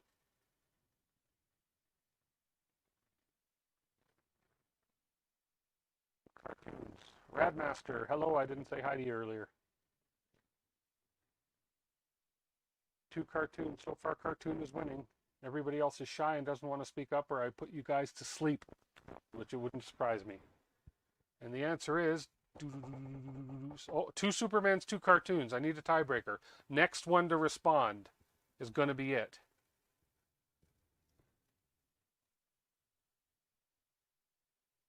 I need a tiebreaker.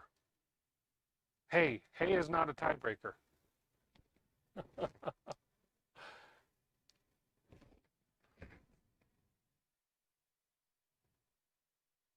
I can't wait all night.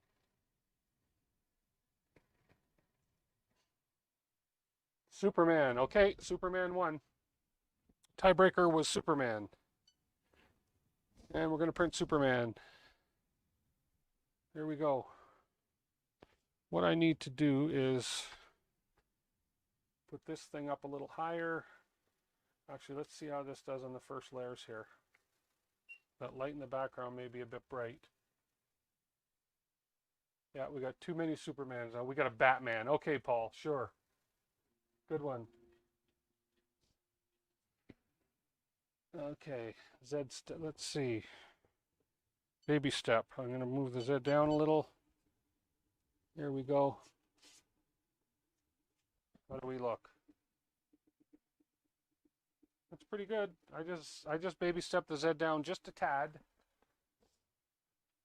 Let's get it real close here. Looks like we're going to do a raft, which most of these things do. I'm going to turn this light off. It'll be easier to see the print. Yeah, much easier. We don't need that light on anyways.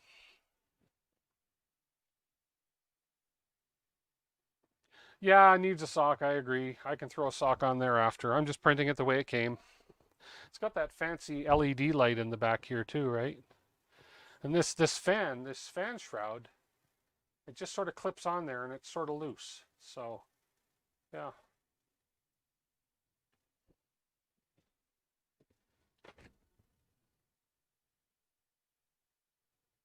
But feels like a good layer. Feels like a good, like it's nice and level. It's perfect height.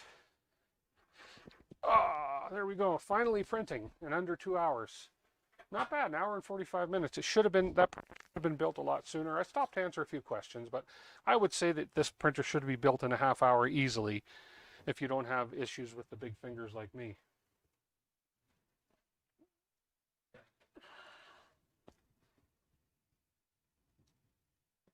Let me add this to here, because I know sometimes I don't like talking to a blank screen myself. Main, let me do this, and let me do this. There we go. So we can chat while this thing prints. I'll go for about another half hour or so, as long as anybody wants to see this thing print. Let's see. I don't know if it's going to tell me the length of the print here.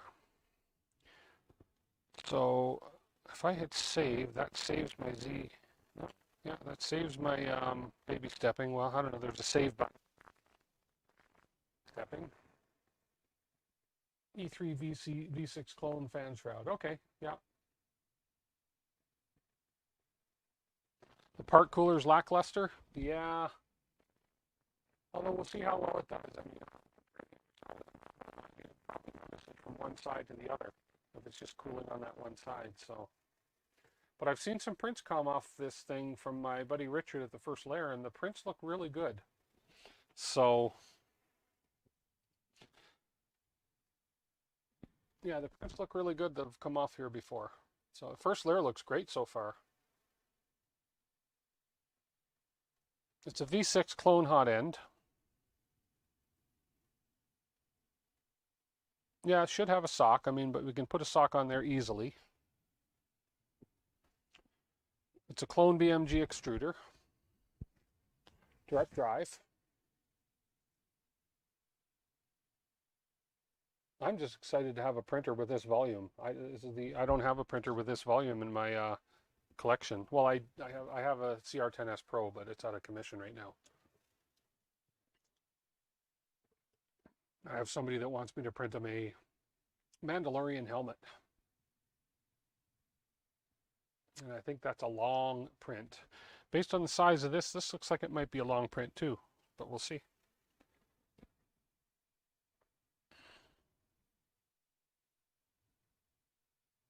So yeah, so my impressions on this from my limited experience with compared to some of the other channels out there, I really like the cabling. Let me pull up another window here so you can see what I'm talking about. No, I can't really show you another window. I gotta set up another camera yet so I can show other things, but I'll do that another time. But I like the way the is routed. I think I can probably do this, throw this build camera on here. There we go, and bring this down here while this starts. So there. Yeah, so I like the cable, the way they've done the cabling on here, just into one big bundle here. For upgrades, it may not be the best. You'll have to do something different. I believe, I'm not sure if there's a breakout board under here or not. I don't think so. I think this is the extruder motor, stepper motor. But cabling is pretty clean. It's one of the cleanest I've seen for cabling in printers. I don't like the fact that they've incorporated Phillips screws, a bunch of Phillips screws with the hex screws. That was annoying. I didn't expect to have a Phillips screwdriver handy, so I didn't like that. Tall prints, where the filament sensor is going to be an issue on tall prints, especially if we come to the maximum build volume on this. So we'll see what happens with when and if I ever run into that. Let me get this up here so you guys can see that going down there. So yeah, what else? I don't mind these type of switches, other than, you know, I had to struggle, not struggle, but there was one switch down in the bottom here that I had to move that little nut that was holding it so that this support plate could go on. Not a big deal at all. I'm not going to complain about how long it took me to get the screws in, because that's just a matter of me having the dexterity in my hands to do it.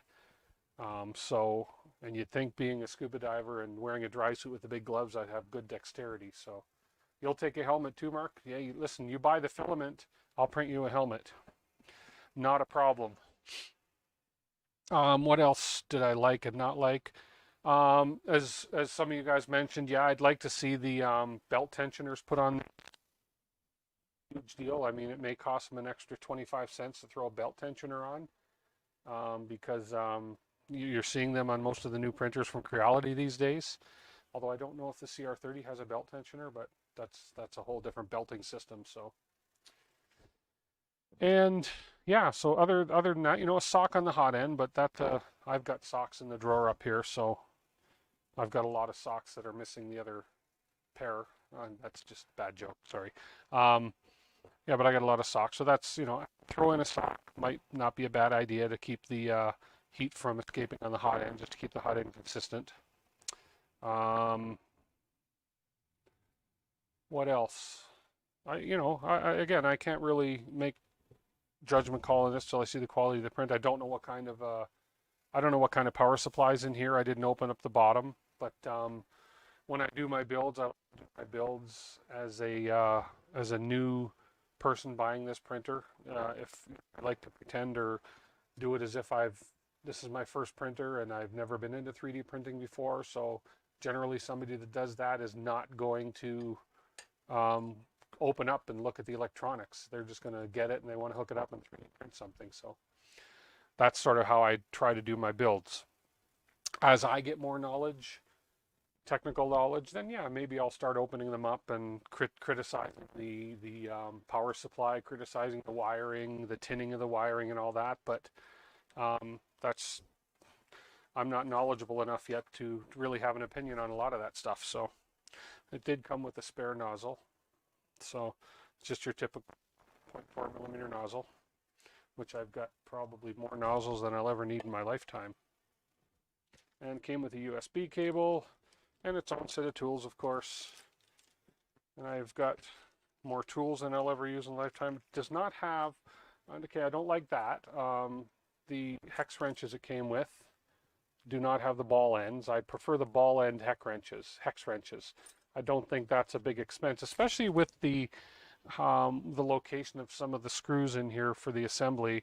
The ball end really helps because it helps to get that started a little easier. So that would be nice to see ball end hex wrenches with these kits. So just tiny little things, and it came with a spare piece of Bowden tube for the, I'm assuming, I don't know, probably both for the sensor, filament sensor, and for the hot end. So yeah. It did not come. You know what it didn't come with? Which is, audio is bad. Let's see.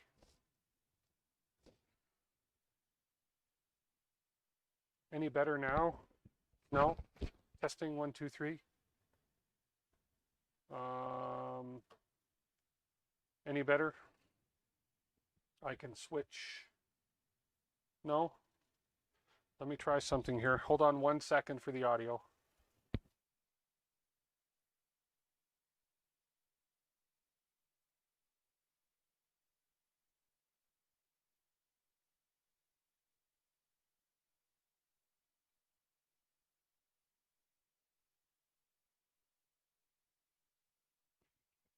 Hello, testing. Is this any better? Any better? Testing 1, 2, 3.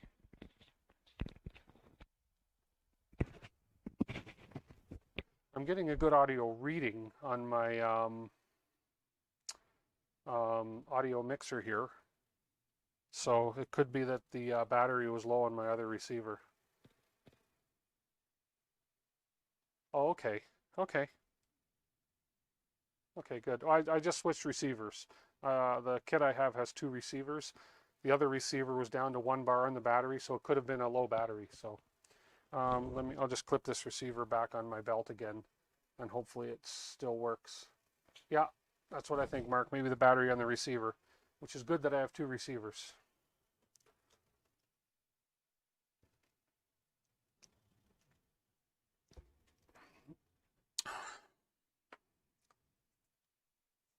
There's no such thing as a perfect stream.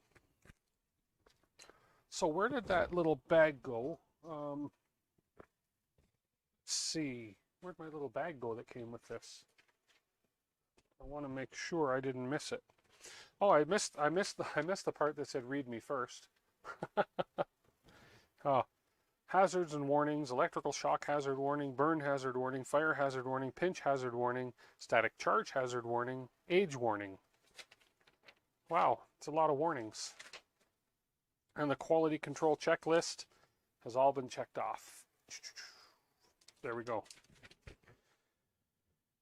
And now this comes with, we'll talk about this because I was looking for slicing software and what I would use for this. Now, this comes with, let's see, with a slicer that I didn't know was a slicer in Repetier Host. So this comes with Repetier Host, which I've who wants to read the warnings? I agree. Where's it made? I'll give you one guess where the printer's made. Yeah, Repetier Host. I didn't know that Repetier Host was a slicer. I've never heard of it as a slicer. So I've heard that it's good, bad, blah. But I had contacted Simplify 3D last week. Interesting email I got back when I asked about their version 5, but any Simplify 3D users out there, they are still working on it. Definitely not China. No, not China, Brandon. No, they don't make printers there, do they? I got an email back from Simplify 3D. I asked them about a profile for the Mingda Rock 3. And their response is, we have not had a chance to work with the Mingda Rock 3 yet. I would suggest starting with the Artillery Sidewinder X1 profile available in Simplify 3D. And so I can go to the Artillery X1 profile. They say that they're both i3 type motion systems using rolling wheels, extrusions in the linear motion, and have direct drive extruders. So I would just have to change the build size and so forth. So yeah, Simplify's fallen way behind, but I asked them about version 5, and the response I got, they'd helped me really good with some profiles for my Ender 3 or my CR6 SEs on Simplify 3D. They sent me a really nice profile that worked incredible. And where's my... It says, okay, what they said to me was, we are working hard to finalize everything that's left for version 5. We haven't confirmed an exact release date yet, but we'll be sure to communicate as it gets closer. So I'm sure everybody's heard that before. Maybe that's what they've been saying for the last year. But apparently they're still working on a version 5.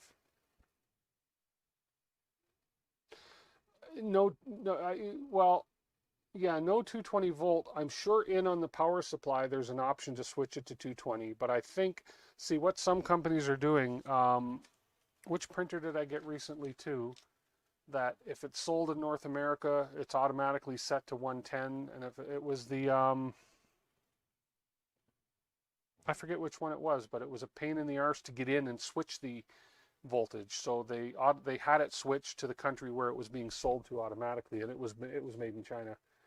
Red light, this printer in Canadian dollars is available with coupons right now on Amazon.ca for $5.29, I believe, after all the coupons are added. I haven't seen this on the Amazon.com site.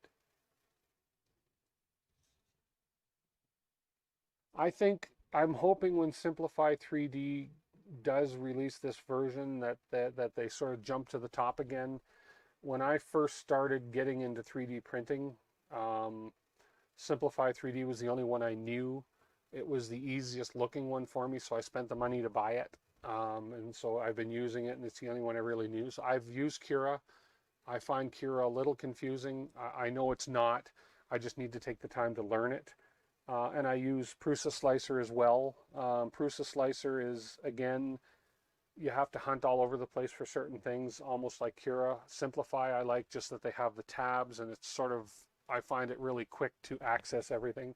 But of course, they don't have some of the updated features that the other two slicers have. So, Paul, the nozzle on this is a 0.4. Those layers just look really thick on the bottom that had happened there now because when these things print a raft, they tend to be a heavy extrusion on the raft layers. Let's see if I can get that a little more focused for you here. Here we go. I can get rid of this window right now. Don't really need that one there anymore. Whoops, wrong window. Sorry, guys. Let me just put this back in.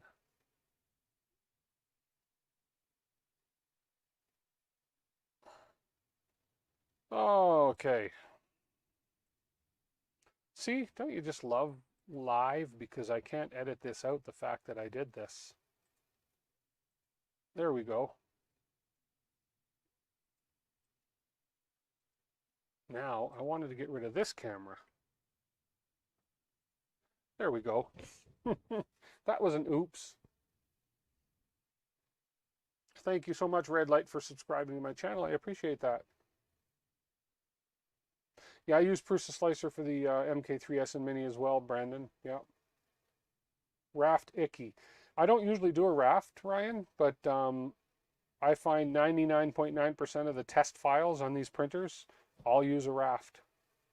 So rafts are good if the bed's uneven, if you have issues with bed adhesion, etc., but I very rarely, if ever, use a raft. The only time a raft ever seems to print on these is with these pre-sliced test files from the manufacturer. Rafts should be revoked from all slicers. Yeah. Yep. And you know, actually, come to think of it, Prusa does not use rafts on their test files, but you got to look at the manufacturer. Prusa's confident in their printers that they're going to work, that they're going to be level, that things are going to stick, so they don't need to put a raft in their test files. You have these printers, which it's like, you know, if there's any little bit of user error, then let's throw a raft in because they're at least going to get a successful print on the test prints. So at least that's the way I look at it. Just doing a bit of cleanup here.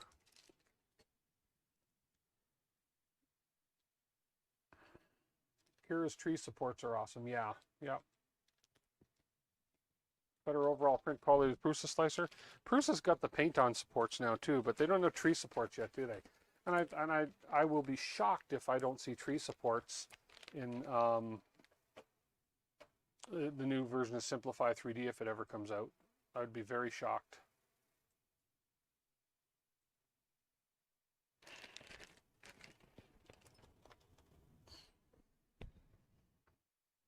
Cura is French for junk. I've not heard that one. If you're printing gears or cogs, rafts will make them mesh much better. Oh, okay. Yeah, good to know. Yeah. Yeah, rafts have a place. I mean, absolutely. If I have a print that I'm absolutely having trouble with the corners sticking on the bed because they lift, because my studio here is in a very cold, cool basement, and that causes me issues with the corners lifting sometimes. If I really have trouble with it and I throw a raft down, it eliminates that problem. So they do have their place, just not every time a print is done. Exactly, NLTMW. Yeah, yeah.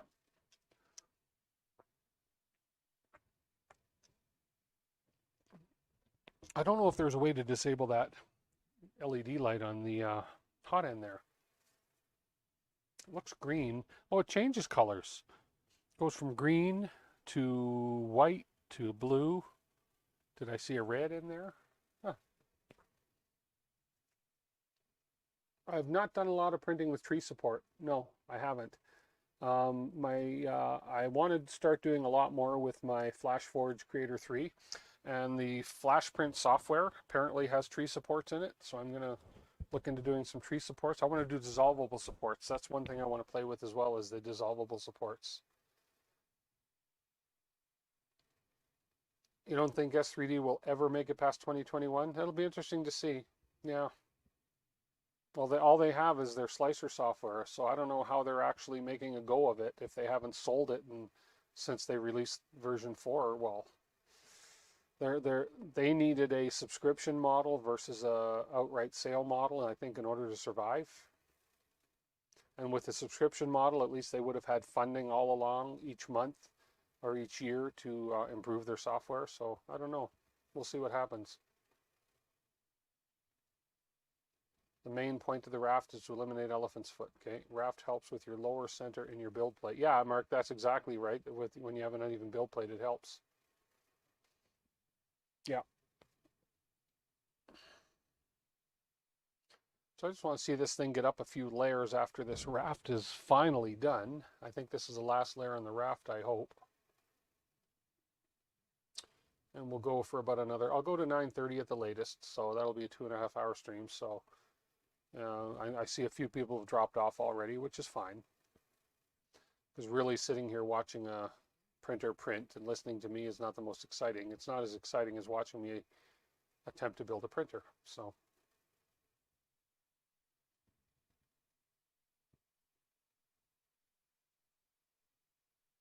tree supports are kind of unreliable compared to the way they work in resin. Okay.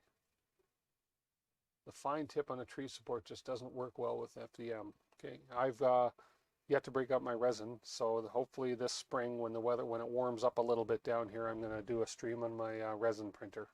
So I'm excited to do that. So I am a resin virgin, basically. I've tried it, made a mess of it, found out that the mono printer with a little bigger build surface was a lot less than I paid for my RGB version, and so I sent the one back and bought the new one with the mono 2K screen, and I haven't opened it yet. But I did get an Eiffel Tower printed on one, over cured it, and turned it like yellow instead of a transparent white that it should have been. Made a heck of a mess in cleaning up, wrecked my FEP screen when cleaning up. So it was not a fun first time experience with resin, and that printer went back anyways because I was a little ticked off that the better printer came out with a lower price point. So DaVinci Resolve. Okay. DaVinci Resolve. Is that a resin slicer, DaVinci? I've heard the name DaVinci Resolve before. I just don't know what it is. Okay, now we're printing something, I think. Oh no, it's finishing this raft yet. See, the raft is taking a half an hour. You're watching a cutter cutting tiny circles out of label sheets. Well, there you go. Video editor. Oh, okay. Okay, I know I've heard the name. I think my good friend Richard at First Layer told me about DaVinci Resolve as a video editor. I've been tinkering with the software called Movavi Video Suite, and it's pretty good. It's not bad, but I want to try DaVinci Resolve. One thing I like about it, I hear it's free. Yeah, raft is coming along.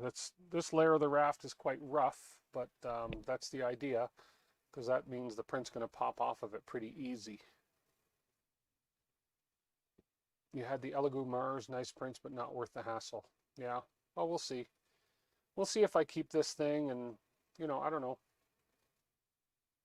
I like the idea with resin that you can put X amount up on the build plate and it takes just as long to print, say, 6 things as it does to print the one. That's kind of what I like about, that's sort of what attracted me to resin. But again, affordable resin, you have a very tiny build surface, so it's you're limited to miniatures unless you're doing specific parts for something.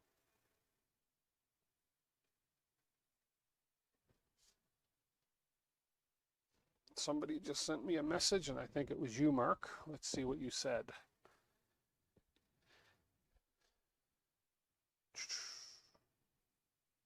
Oh, okay. Looks like an interesting cutter. Is that, are you at work right now, or are you streaming this?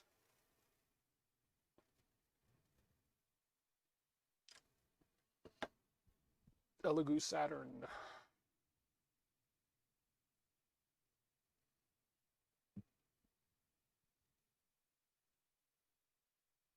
Yeah, I have access to Adobe Premiere. I have two licenses for Adobe Creative Cloud Suite through my business.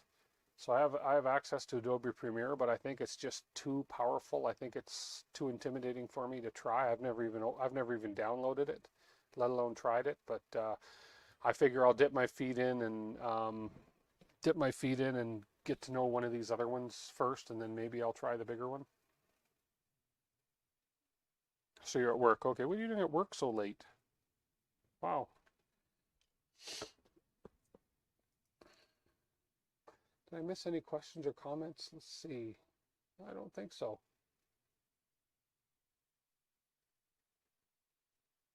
I can't wait to get my second monitor working. I'm hoping I can figure that DisplayPort thing out. Shouldn't be a problem though. I'll call the store next week and ask the experts, because PCs are not my cup of tea for the most part. I've got my second display. Actually, I've got a laptop sitting right in front of me here, and I've got my second display running off my laptop. It works fine because it's an HDMI port. You have Adobe through your day job but want to use something that you can afford on your own. That makes perfect sense.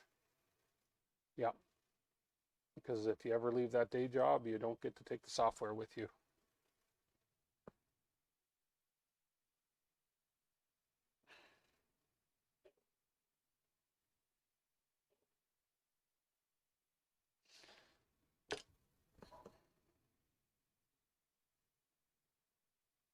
Okay, I'm hoping this is the last layer of the raft and we can actually see something being printed other than a raft.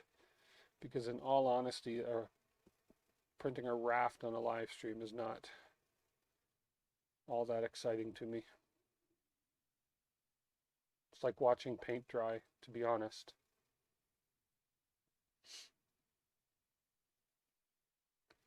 "21 years and you're ready to leave anytime." Well, congratulations and good on you for sticking out at the same job 21 years. That's rare. Very rare these days.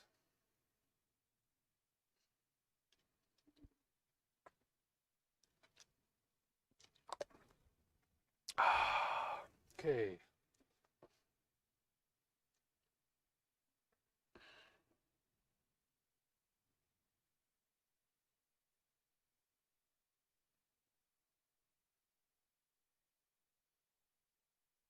Okay, come on. 5 more lines and you should move on. If you do another raft layer, I'm going to be so pissed. Watching paint dry is more fun, yeah. Okay, come on, that's it. Print something. No. Oh, come on. Well, what I'll do. Okay, that's annoying. That's doing another layer of raft. 15 years in March, red light. That's good too. That's great. What I'll do, because honestly, I don't want to continue. Oh, let's back this up and focus. I'm going to, when I end the stream, I'm going to video this print being done, and I will do a post tomorrow if possible. Depends how long it takes this print to do, but I'll do a post of the printing, but I will obviously speed it up. And I will post that either tomorrow or Tuesday. And I'll take it off and have a look at the finished product. So you were there 15 years in the one before that one. That's good. That's great. 30 years in the workforce. So yeah, that's awesome. Yeah. But basically the printer setup, oh, that's a much smoother layer there. The printer setup, it's printing fine. The bed seems to be pretty level consistently all the way across, which is great. Don't touch the heated bed. Why? It doesn't feel that warm right now. For some reason, that bed does not feel like 60. Let me just see. Heat. Oh, okay. You know why the nozzles, it's because it's pre-sliced file. I've got to heat this nozzle a bit. I'm going to heat the nozzle and let's see what the bed is set. The bed is set to 40. I'm going to set that up to 60. I don't want this print to fail. I should have checked that.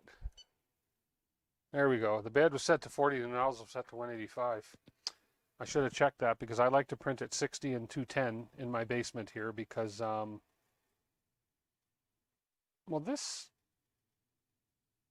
weird what it's doing. It almost seems to be ironing right now, that surface. Yeah, so I set the temperatures up because I don't want the print to fail and it's too cold down here. That's why the bed didn't feel hot, but yeah.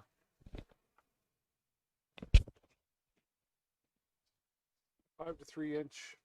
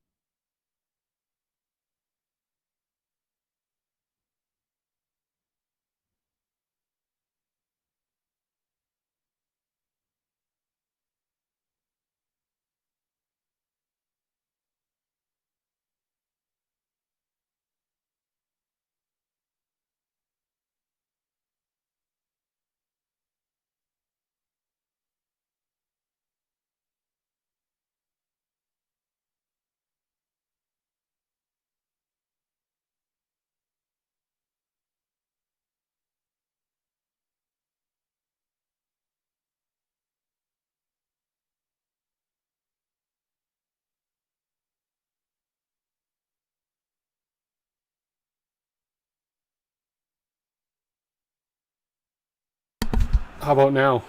Yeah, you're going to hear me now. I had a backup microphone. Okay, well, what happened there, there's sound there, what happened there is my transmitter battery died.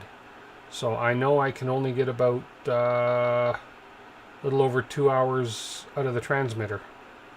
You should be able to hear me now.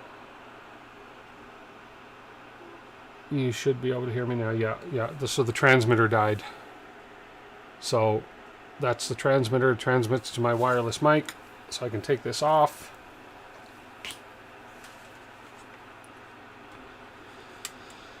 So I may look for another type of wireless. I like the wireless, but that transmitter only lasted, what, 2.5 hours. So yeah, on full charge. So this wasn't an expensive set, so I'll look for another one and see. But yeah, that's disappointing that didn't last. But I was ready. You see, I had my other microphone, my Yeti, which is up above me, had it ready and queued up in my stream so that if I lost power on this one, it said, switch, we're good. I was prepared this time. See, I'm learning as I go.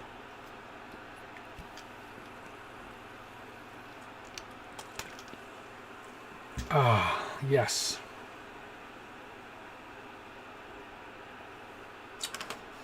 So this is the coolest thing. I think everybody's seen the Stream Deck before, but it's basically a little device that you can have all the different buttons, and so I can push a button to change a scene. So boom, boom, boom, and boom. It's pretty cool. Now apparently you're supposed to be able to also control some sounds. Oops. I pushed the wrong button. Supposed to be able to control the sound, but I haven't found any, I haven't figured out the sound yet. I just hooked that thing up 2 days ago, so Yeah, it's a good looking raft. It's awful white. It's bright in the camera. Maybe I should have picked a different color filament. Let's just see. Yeah, it's hard to see the detail in it, but it's, yeah, no.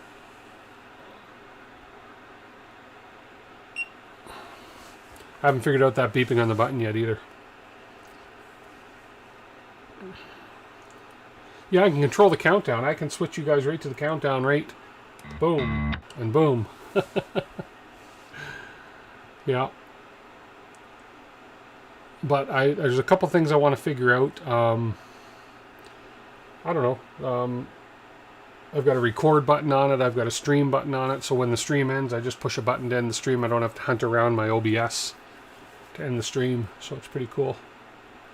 And it's pretty. This is a 15-button version, and it's got unlimited basically because you can turn one button into a folder that has a subfolder of other buttons. So, and then the graphic just automatically appears on the screen of the screen deck. It's pretty cool. I quite like it. Nice little toy. But I think, for my sake, I think I'm pretty well set up in the studio now. The things I needed was a good close-up camera. Oops, I just bumped it. It was the good close-up camera, which I got. Thank you to Neary's for that one.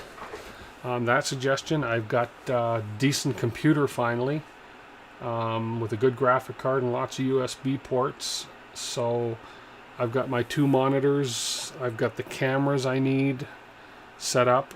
My lighting is doing pretty good. All I got to do is get that second monitor running on the PC. Yeah, it's a shame to have it there. Right now it's running off my laptop, which is fine. So I theoretically have 3 screens. But I want to figure out that video port, the display port problem I'm having on the PC. So we'll get that figured out this week. But otherwise, I think I've got everything I need in my studio. I'm running out of room for printers. So I've either got to sell some printers, give away some printers. No. Don't get the wrong idea. Send some back, which I can't, so I got to sell them, or I don't know, because if I want to do more reviews down the road, I definitely have to make some room. I'm keeping this Rock 3 for sure if it gives me good print quality, which I understand it will from all the reviews I've seen and from the people I've spoken to about it. Yeah, I like this size printer. But I'll end up bringing a few things to my office too, because I've got the I can't forget, I've got the CR30 coming within the next few months, hopefully within the next 2 months, and that's going to be a big build as well, and that'll end up staying at my office as a production printer. So because I don't really have room to build anything big down here in my studio on a printer like the CR30. So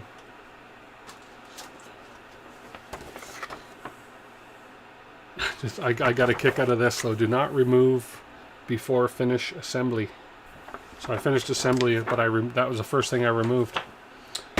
No, man, I got a lot of recycling to take out too. I got boxes galore. So let's see, if I need help getting a monitor running, let you know. Okay, I will an LTMW for sure. I appreciate that. I'm gonna email the guy, the sales guy at Memory Express that sold me the computer. He should be able to help me. I think it's just probably something I'm missing, because I mean, you know, they should work. It should work. So it's recognizing the monitor. It's just not sending a signal to the monitor. So, yeah. Giveaway. Yeah, well, you know, I am going to do, and how many people are on here right now? 21 people watching. But I am going to do a 500 subscriber giveaway. I'm going to contact some companies. I'm going to contact some vendors. And I am. When I start approaching 500, I don't want to announce a giveaway right now publicly, other than to you guys who are my followers, which I appreciate. But I don't want to announce a giveaway publicly yet. But I do want to do a giveaway probably around 450. I will make it known that I'm going to do a giveaway, but I've got to contact some vendors between now and then, see if anybody wants to sponsor it. So I'm running Windows 10. Yep, it is running Windows 10. Let me have a look. If I move that window out of the way, this PC is running, let's see, it is an Acer Nitro N50 with an Intel Core i5 10400 CPU, 2.9 gigahertz, 16 gigabytes RAM, and 64-bit operating system, Microsoft Windows 10 Home. Yeah.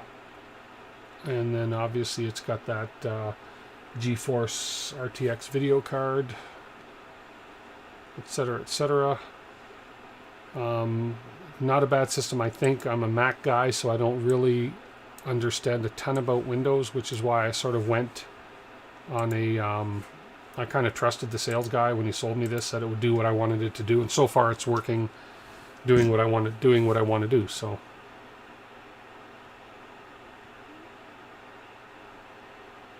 Sell away is more profitable. Yeah, it is. You have a Dell with Windows 10, okay. Did you go to your display and make sure both monitors are up? Yeah, but it's showing both monitors. When I go to the display properties in Windows 10, it shows both monitors 1 and 2. If I do anything to change them or whatever, the second monitor, which is an LG, will basically be asleep. If I say switch the monitor orientation, it'll then come on, but it'll say no signal. So Windows 10 recognizes two monitors, but it does not recognize, it's not getting a signal from the one with the display port. There should be an HDMI on the main board, might get you up and running. There is an HDMI, but that's what I'm using to run this main monitor that I'm watching right now, which is my Samsung 32-inch curved. That's the HDMI is running that, but there's only one HDMI port on the RTX card. Yeah, the RTX card, I was told that I should be able to run 4 monitors out of it. Actually, there's three display ports, one HDMI port, and there's actually a DVI port as well. So my monitor that I'm trying to run, both my monitors only have HDMI and VGA ports on them. So they're both new monitors. Yeah, they are. And the input on the monitor is set to DisplayPort input. Yes. Well, it's set to HDMI input, because that's the only, it's HDMI or VGA on the back of it. I'll double check that, but matter of fact, I'll just double check it right now. I don't need to have that one on. Let me try switching it again. I'll tell you exactly what it says.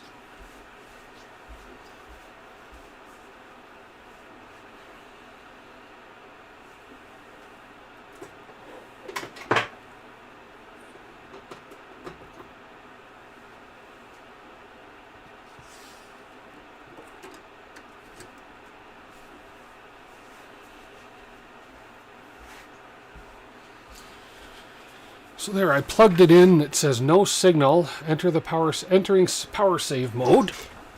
So it says no signal on the monitor. But if I go to Windows, let me minimize the screen here.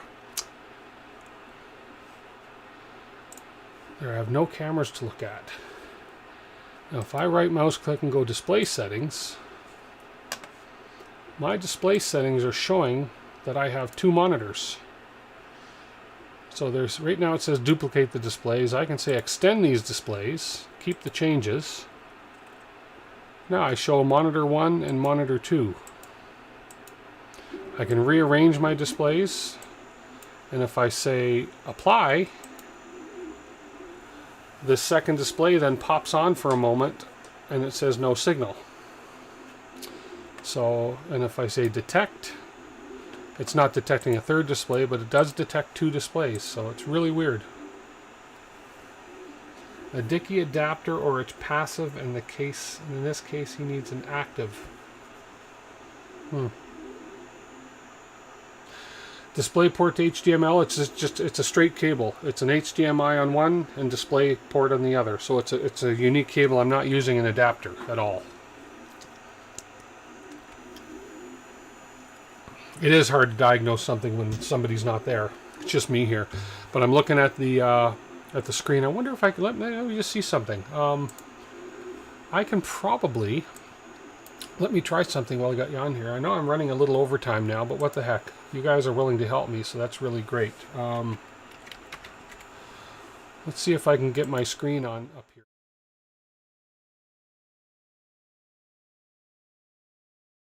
Okay, let me do this. I'm going to go to studio mode there, that way you guys can keep watching what you're doing here. And we'll switch to this. And then in the meantime, I'm going to try and find display capture. Is that what I want? Okay. Yeah, here, okay. So if I do this. Okay. I'm going to show you guys what I see. Okay.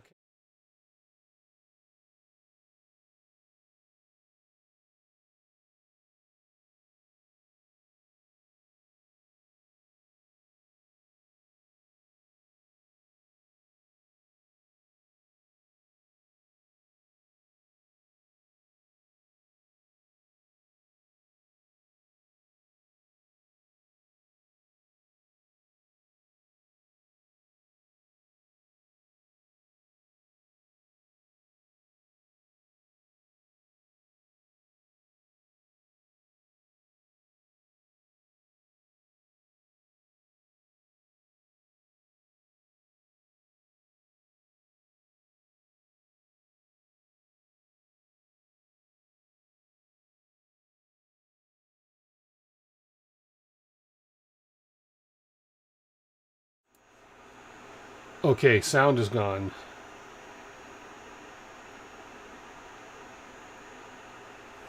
Okay, so yeah, the sound was gone because I didn't add a microphone to the scene when I did it. But you saw what I was pointing to there, that it does recognize two displays that are on there. So,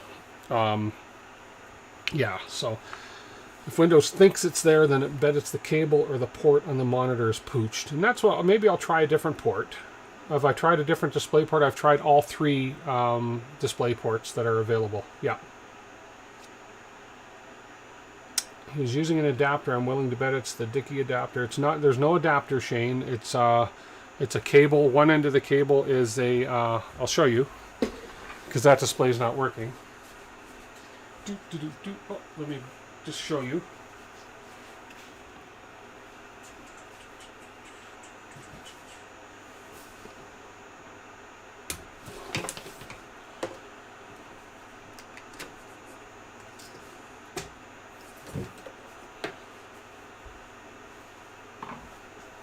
Here we go. So, one end of the display. So this is the cable I'm using, and there's the ends of the cable. So we have HDMI and DisplayPort. So there's the HDMI cable right there. Sorry, HDMI, and then the DisplayPort. So there's no adapter in between. It's just this one. So it's possible this is a bad cable, I suppose. It's a brand new cable, so I suppose it's possible that's bad. But so a passive adapter, yeah. So I don't know much about display ports, but I was told it should work. I mean, there's no adapter in there, or whatever you want to call it, passive adapter. Yeah, the monitor's working right. That's one of the first things I tried. So I switched the monitor that I can't get to work with the HDMI in the computer, and it works fine. It's anything that's plugged into the display ports on the computer that aren't working. So could be the cable or port on the monitor. Possible. What I'll do is I have some old VGA cables, and then I have a VGA to DVI adapter, and I can see if the VGA works. And that's possible if the VGA works, that it's either the display, no, hang on. It's not the port on the monitor, because the port on the monitor works. Because the port on the monitor is HDMI, and it works fine if I hook HDMI to the HDMI in the computer.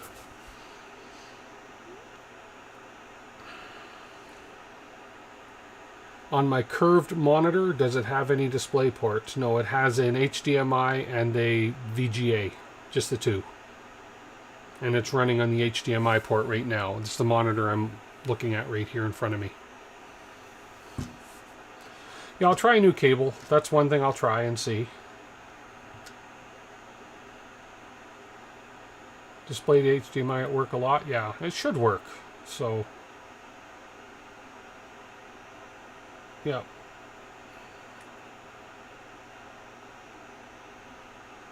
I tried plugging it into the other monitor. I was getting the same thing. It wouldn't work. So that's why I'm convinced it's at the PC end.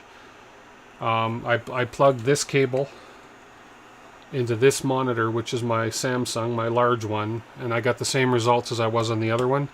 It wasn't working. So I know that the HDMI port on this monitor is working, and I know it's working on the second monitor. So it's definitely got to be either the cable or it's got to be the display ports on the computer for some reason. But it's a brand new computer. The HDMI is on the same board as the display port, so I know it's not the board because the HDMI is working. So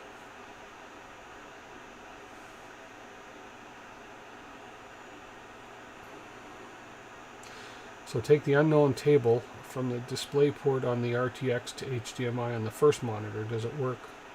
Ruling out a bad cable. Yeah, the HDMI works on that card. Definitely works on the card. I don't think it's the card. Okay, take care, Red Light. Thank you for popping in. I think I'm going to wrap this up. We're at 9:36. It looks like Superman, first couple layers are going down on Superman now. But yeah, let's wrap it up. I appreciate the help, and I will follow up, as I say, when I'm finished this stream. I'm going to start a video of the print, and I will post the video of the print either tomorrow or Tuesday. And yeah, pull out a multimeter. Yeah, I'm gonna first thing I'm gonna do is try the DVI